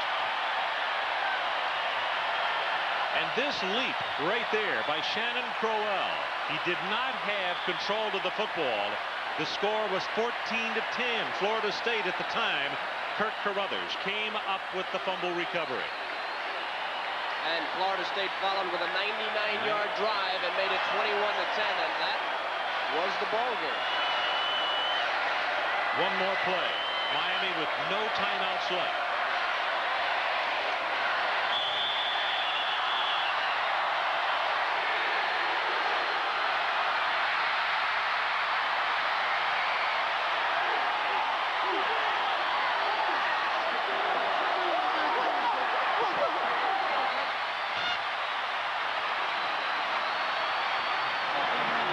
Erickson talking with Bobby Bowden, and number 2 Miami has fallen. Kevin, my thoughts go back to the second week of the season when we had Clemson and Florida State, and a Clemson team pushed the Florida State defense all over the field, literally. And Bobby Bowden and his staff, Mickey Andrews, the defensive coordinator, Chuck D'Amato, those guys on defense, they put it back together, and tonight their defense dominated one of the finest offensive teams in the nation. And give it to their offensive line, Florida State's offensive line, a great performance for them too. Hat off to Florida State, tremendous effort. Once again, our final score, Florida State 24 and Miami 10. Tonight's Visa players of the game are from the University of Miami, Wesley Carroll. And from Florida State on the defensive side of the ball, Kirk Carruthers, 2 interceptions, 2 breakups, and 1 fumble recovery. And as part of their continuing development of amateur athletics, Visa is proud to donate $1,000 to each of these universities and $1,000 to the U.S. Olympic Committee. Final score, 24-10, Florida State. Now for Kevin Kiley, Chris Fowler, and our entire ESPN crew, I'm Ron Franklin. Let's go to SportsCenter with John Saunders and Larry Burnett.